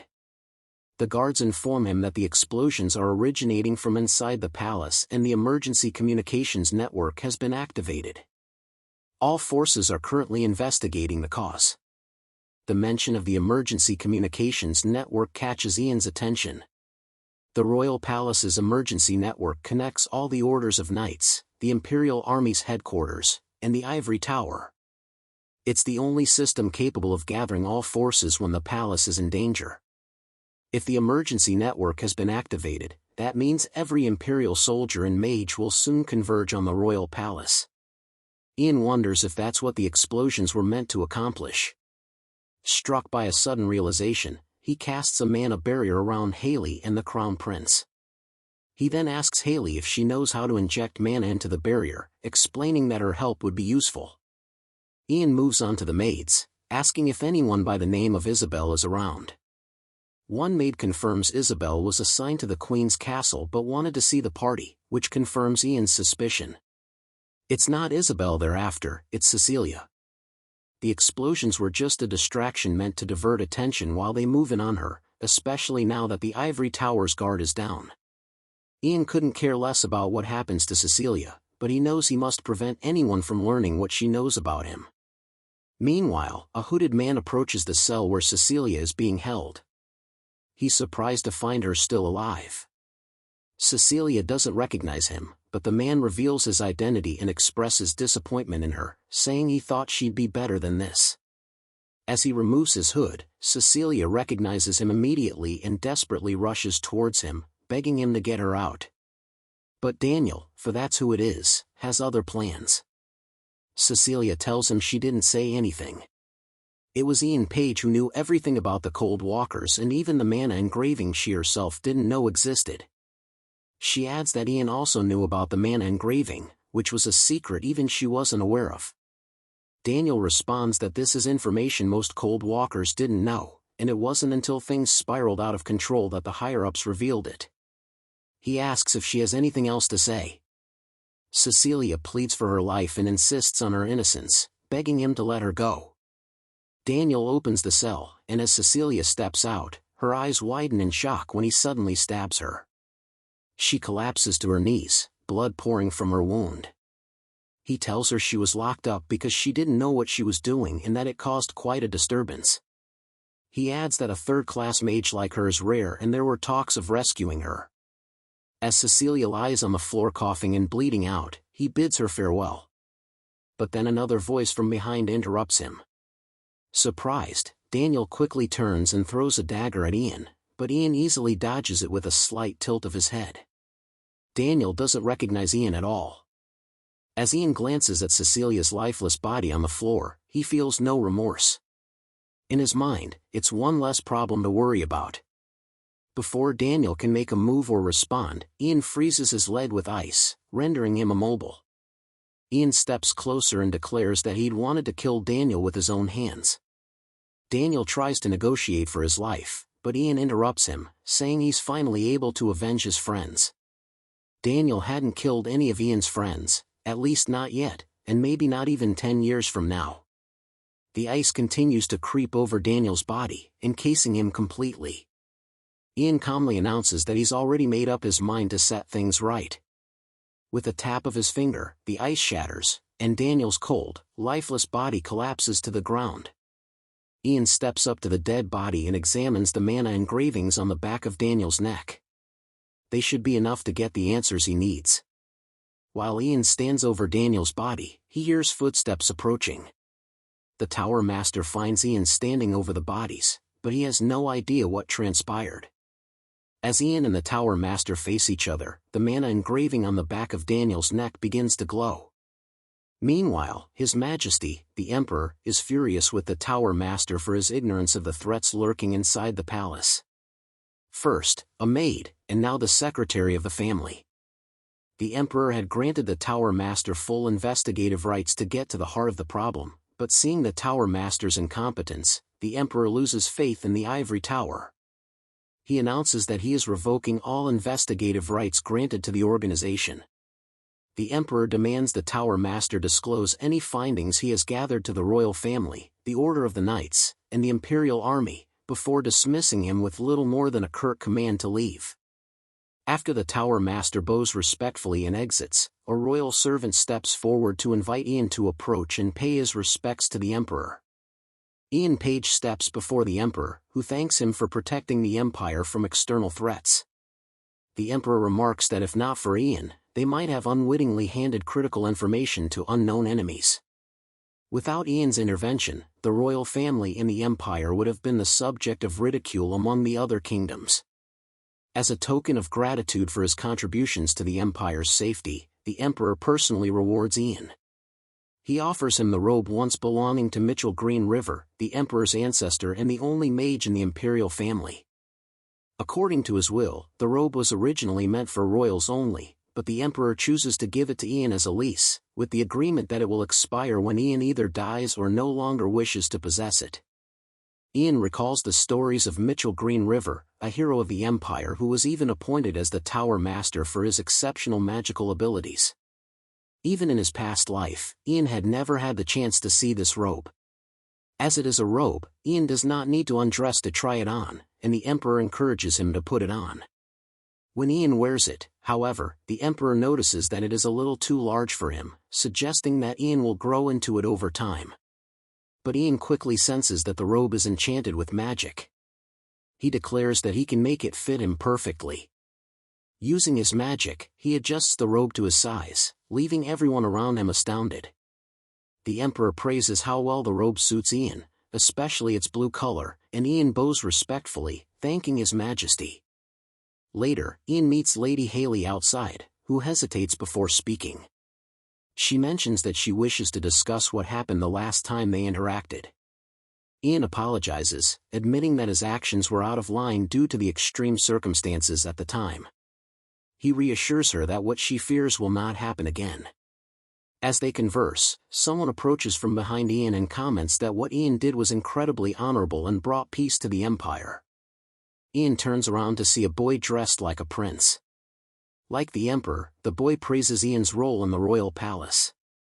Ian's eyes widen in shock as he recognizes the boy. This is the prince walking toward him. The prince introduces himself as Ragnar Green River, the fifth heir to the Emperor. A sudden flashback grips Ian's attention, showing a glass of wine spilled on the floor beside a much older Ian. Ragnar stands above him, telling Ian that he should never forgive him. As Ragnar congratulates Ian on his appointment to the High Mage of the Ivory Tower, one thought runs through Ian's mind: this is too early. Now is not the time to meet him yet. Ragnar invites Ian to the day's luncheon, but Ian's fist clenches in anger. Before he can respond, Haley interrupts, informing Ragnar that Ian has already promised to join her. Ragnar suggests meeting the next day, but Ian refuses again, prompting Ragnar to suggest rescheduling for another time before walking away. This encounter is happening 2 years earlier than when Ian originally met Ragnar. Ragnar is still a young prince, hiding his ambitions beneath the facade. Ian decides that he will interfere in every possible way to prevent Ragnar from expanding his influence and ultimately ensure his downfall. This time, Ian will be the mastermind behind Ragnar's eventual demise. Fast forward to 5 years later. The Crown Prince is annoyed and frustrated over the overly complicated book. He complains about the difficulty of the book.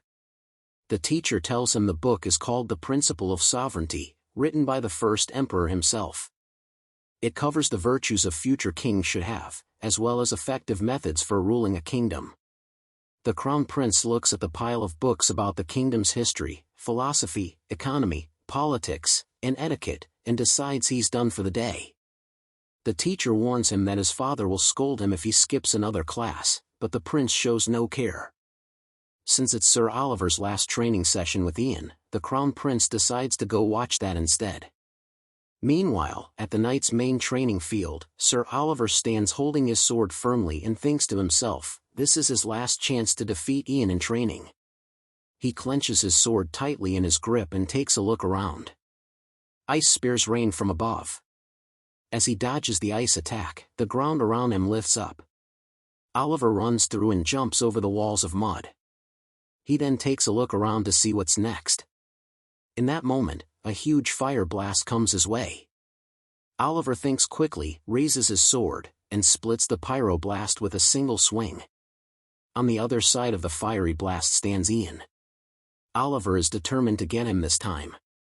He charges forward with his sword in hand and finally places the blade directly at Ian's heart. However, Ian suddenly disappears, taps Oliver from behind, and tells him he did good. Oliver does not seem too happy with his performance. All that training, and he couldn't even leave a scratch on Ian. But Ian assures him that he aimed directly for the heart, and if Ian could actually be hurt, he would have died. After a successful final training session, they shake hands. Oliver thanks Ian and says what he learned was worth far more than the necklace he once gave him. Ian tells Oliver he has improved greatly in the last 5 years, and even Ian himself didn't know a steel sword could split a pyroblast in two. However, Ian declines. Today is also the day he completes the Ivory Tower's curriculum and receives his first duty as High Mage. He needs to meet the Tower Master right away. The prince is disappointed at first, but he tells Ian to leave now, saying they will have time to dine together soon. Ian promises to make time for him and then takes off into the sky. As he flies away, the prince looks up, a little jealous that the robe his father gave Ian is enchanted with a flying spell. The crown prince then asks Oliver if he's ready to take on a mage now, since he looked neck and neck with Ian. But Oliver admits that he still couldn't even scratch him, and that gap is only going to grow with time. However, against other mages, Oliver is confident he could win. Back at the Ivory Tower, the Tower Master reflects on Ian's growth from a boy to a man. Reviewing Ian's reports, he finds nothing but praise throughout.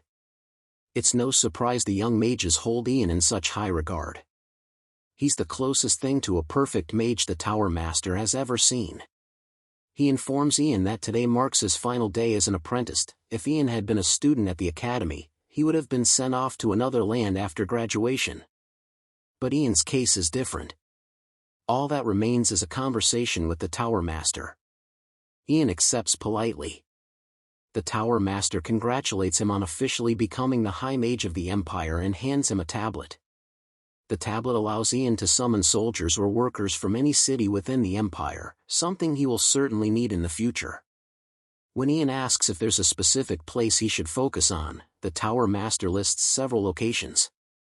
High mages are rare these days, even more so since Hellas' disappearance, and Ian's abilities are desperately needed. Ian is considered the greatest battle force the Ivory Tower has, but the Tower Master leaves the decision to him for his first mission. Among the listed places are Rodmere, the Empire's largest port city, Benson, famous for producing the continent's best steel, and Furig, to the east of the capital, the very place Ian was sent in his past life after the local mage there died in an accident. Furig particularly intrigues Ian. The Tower Master explains that Furig has made the most urgent request. Despite sending 2 third-class mages and even the Imperial army, the monster herd from the grasslands continues to cause destruction. Ian is given a page detailing the situation and is asked to provide his answer by the end of the day. If he declines, another candidate will be sent. But Ian immediately agrees to go. At home, Douglas is shocked to hear Ian will be heading to Furig, given its reputation for dangerous monsters. Ian glares at Douglas, and his mother asks worriedly if it's truly as perilous as the rumors say. Ian reassures her that it isn't too dangerous, and that his assignment is temporary. He promises to be back in a few months if all goes well. His mother says the mansion will feel lonesome without him, but Ian promises to return soon. Douglas, eager to help, asks Ian to look at his elixir, believing it might be useful in Furig. Meanwhile, Douglas's father suggests changing the way he addresses Ian. In confusion, Douglas proposes calling Ian brother, which stuns everyone in the room. Ian's mother, delighted, treats the suggestion as though she's gained another son. She even imagines that Ian must be happy too. As Douglas and his father bicker over how to address him, Ian takes a moment to observe his family. Their little quarrels, his mother's giggling, and the warmth of the moment make him realize that maybe this isn't so bad after all. However, he firmly insists that Douglas refrain from calling him brother. Later, Ian prepares to leave. Beforehand, he plans to visit the Ivory Tower once more to bid farewell to the Tower Master. He briefs Mr. Heyman about the mana traps he installed around the mansion. Mr. Heyman assures him that he knows the traps inside and out and promises to protect Mrs. Paige with his life. Douglas, noticing Ian's irritation, almost calls him brother but quickly corrects himself to captain. He hands Ian a bottle of elixir similar to the ones his father makes, whispering that his version is much better. Ian, confident in Douglas's skills, has no doubt it will prove highly effective. When asked about his route, Ian says he plans to take a wagon to the outskirts of the capital first, as he doesn't want to attract too much attention by flying. His mother comes by with snacks for his journey, reminding him to finish the first container by the end of the day, as the others contain jerky and dried fruit that will last longer. She also packs his favorite red bean pies. Ian hugs her, promising to return soon.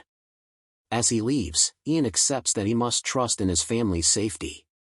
The mansion is under the royal family's protection, the city's public security is solid, and his mana traps serve as the final safeguard. He's confident Mrs. Paige will be safe. Reflecting, Ian realizes it has been 25 years since he last set foot in Furig. Meanwhile, in Furig, an army camp is under attack by monsters. The captain shouts orders to his soldiers, telling them not to die before bringing him the heads of 100 monsters. As the battle rages, another soldier arrives with news that the supply unit in the rear has been ambushed by orcs crossing the mountains. This shocks the captain, as orcs usually fight on the front lines. He quickly orders mages in squads 2 and 3 to hold the fort while squad 1 follows him to the rear. Mounting his horse and unsheathing his sword, he leads the charge, determined to cut down any orc in sight. Despite their lack of intelligence, the orcs' strength lies in their unity. The inexperienced supply unit is no match for them. Fearing he is too late, the captain spurs his horse faster. Suddenly, snow begins to fall. The canyon ahead is blocked by an ice wall, and the monsters freeze solid. The sudden weather change confuses the captain. Then he spots someone standing atop the ice wall. The soldiers surround the man with spears pointed, demanding he reveal himself. Calmly, the man introduces himself as Ian Paige, High Mage of the Empire, sent by the Ivory Tower. The soldiers are left stunned. The captain, impressed, praises Ian's great victory against the goblin army of Mogrian Mountain and extends his hand in respect. Lord Calian Pierre, intrigued, asks Ian for a moment to talk.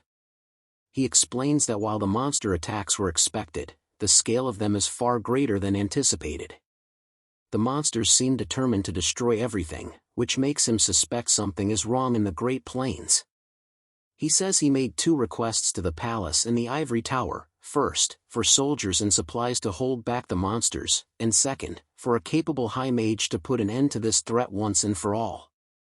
Lord Calian expresses admiration for Ian's power, particularly the ice wall and the force with which he destroyed the goblin army. But he warns that blocking the canyon is only a temporary solution. The Empire has been at war with monsters from the Great Plains for years. The soldiers are weary, and supplies are scarce. Had reinforcements and supplies arrived, they could have held out longer. But the Empire has turned down his request. Now, instead of an army, they have Ian. Lord Calian suggests finding a sustainable solution. Ian reassures him that the ice wall will hold for 10 days, giving them time to monitor the mountains for monsters. During those 10 days, Ian plans to investigate the Great Plains to uncover the true cause of the attacks, and, if possible, find a solution. Lord Calian is impressed by Ian's confidence, but points out that even the numerous soldiers he sent over the past few months have returned with no results. All they've discovered is that the monsters, once divided, have now joined forces and are only attacking humans rather than each other. He gestures to the map and explains that the monsters are not just attacking the Green River Empire, but also the Coldwood Empire to the north and the Principality of Ro to the west. While some nations are less affected due to fewer access points, the majority of the attacks are concentrated on the Pyric estate thanks to the Great Serpent's Gorge, which allows the monsters to attack in larger numbers. What confounds Lord Calian, however, is that the Aboriginal clan on the southern border has not been attacked by the monsters. It's as though something is keeping the monsters at bay there. While they suspect the cause of the recent turmoil lies in the south, the waves of monsters have been too overwhelming to allow them to break through and reach the lands of the native tribes. Ian realizes that the situation in the Great Plains is unlike anything he's witnessed in his past life. While there were small waves of monsters invading the Empire before, this level of invasion is unprecedented. He tells Lord Kalen that he should personally visit the southern border to meet with the Aboriginal clan. Lord Kalonian acknowledges that if the clan's leader is the Shaman King, then he may know something crucial about the issue. Meanwhile, Ian gazes up at the beautiful night sky over the Great Plains. Lost in thought, he believes that the artifact, the Staff of the Great Plains, should still be in place. The staff, once given to the leader of the natives, the Shaman King, had always fascinated Ian. He had a particular fondness for it, as birch tree staffs are quite rare. In 3 years, the Green River Empire, the Coldwood Empire, and the Principality of Ro will unite to form a joint army to eradicate the monsters from the Great Plains. The monsters will be largely banished, and each nation will claim a portion of the plains and its resources. During that time, the Shaman King will disappear, and the natives will be enslaved. However, something that never happened in Ian's previous life has occurred, and his return might just be the catalyst for that change. Ian tells Lord Kalen that the ice wall will begin to thaw and break after 10 days. In the meantime, he plans to investigate the cause of the recent changes and figure out a way to resolve it. However, should he not return within those 10 days, Ian expresses his confidence in Lord Kalen to manage the situation. Ian flies through the Great Plains and lands at a mountain marking the start of the Aboriginals' territory. To his surprise, the area is eerily quiet. While the north is overrun by thousands of monsters, Ian hasn't encountered a single one on his journey south, which leads him to think that perhaps Lord Kalen was right, the cause of the change must lie somewhere within these lands. As Ian walks deeper into the area, the natives immediately take notice of his presence. Standing alert, Ian calmly introduces himself, explaining that he is a mage from the Green River Empire and that he comes in peace. The natives, intrigued, ask him where he learned their language. Ian dismisses their question, saying it's not important, and demands to meet the Shaman King, leaving the natives in shock. To the natives, the Shaman King is the equivalent of a tower master, but instead of being trained as a magician, the Shaman King is born with both a mana heart and a mana brain and is raised as a shaman. The King of Shamans, therefore, is the rightful ruler of the tribe. Ian presses further, stating that he wishes to discuss the monster invasions in the north and that the Shaman King should be aware of the strange occurrences. The natives are offended by Ian's bold request to see their king and raise their spears against him. They warn him to leave or face being sacrificed to the spirits of the Great Plains. Frustrated with the lack of civility, Ian refuses to back down. He calmly tells them he won't leave just because they tell him to. One of the natives attacks him with a spear, but Ian swiftly blocks it with his own ice spear, slicing the weapon in half. He threatens the natives, telling them that if they don't bring the Shaman King, the next thing to fly off will be their leader's head. At that moment, the Shaman King appears and asks why someone from the Empire would seek him out. Ian turns to face him, and at a glance, his eyes fall on the staff the Shaman King holds. He immediately recognizes the leader and begins explaining the situation. The monsters of the Great Plains are attacking the borders of the 3 neighboring nations. However, despite traveling through the region, Ian hasn't encountered a single monster headed south. He asks the Shaman King if he knows why the monsters are only invading the northern lands. The Shaman King answers dismissively, stating that monster invasions of human territories are not unusual, and the natives have no knowledge of why this is happening. Ian, however, can see through the Shaman King's words and demands that he tell the truth. The accusation offends the Shaman King's people, but he motions for them to stop. The Shaman King reveals that he has heard of the Empire's lie-detecting magic, and although he is impressed to see it in action, he agrees to tell Ian the truth. He recounts a prophecy foretelling that the Great Plains will one day be consumed by an ocean of flames, with its light painting the land red. The natives who have lived in the region for thousands of years will be torn apart and enslaved. Although they know they can do nothing to stop such a war, they can't just sit idly by, waiting and hoping the prophecy will turn out to be false. Then, one day, a woman came to them, shared her power, and inscribed some magic onto the staff. Before disappearing, she told them that if a stranger ever arrived in their lands, they could not let him leave. With a thundering strike, the Shaman King slams his staff onto the ground, and suddenly, a ring of fire surrounds them. The clan's people begin transforming into monstrous creatures, and the Shaman King turns to Ian, declaring that he must die here. Ian immediately recognizes the dark magic at play. He thought black magic had been eradicated in Forbidden 3 centuries ago, but now, it seems that history has taken a turn for the worse. The natives, underestimating Ian, believe they have the upper hand. But Ian is no ordinary mage. He isn't about to die without a fight. With steely determination, he resolves to take the staff, now tainted with black magic, from the Shaman King, even if he must use force to do so. The Shaman King, unflinching, dares him to try, confident that Ian will not succeed. Lord Pierre stood anxiously, his mind swirling with worry as he thought about Ian. It had been 10 long days since the magician had ventured into the Great Plains, and the ice wall blocking the canyon entrance was about to melt any moment now. Pierre couldn't shake the uneasy feeling gnawing at him, wondering what could have happened to Ian and what would unfold if this situation continued. But forcing himself to refocus, Lord Pierre called for Ardal. When Ardal responded, Lord Pierre instructed him to follow the plan, setting up an outpost at the canyon. He told Ardal to gather all available troops from their territory, station them in the canyon, and even bring the catapult along with the subjugation squad guarding the mountain paths. Ardal bowed deeply, placing his hand over his heart, and promised to return to his squad. Once Ardal left, Lord Pierre closed his eyes, concentrating hard, willing himself to draw on his inner strength. He reminded himself that he and his men only needed to defend their land. Vowing to protect his territory and people, he resolved to become the Empire's strongest, most steadfast shield. With that determination in his heart, he opened his eyes, now filled with a sense of immense responsibility. When all his men in the catapult had been stationed, Lord Pierre stood at the front, sword in hand, instructing his troops to prepare the catapult. Just as he shouted for them to be ready, a figure emerged from the fog. As Lord Pierre focused on the figure, his eyes widened in shock. There, walking toward them, panting heavily and clutching something in one hand while holding a staff in the other, was none other than Ian Paige. The magician, breathless and disheveled, had a cloud of black smoke swirling around his head.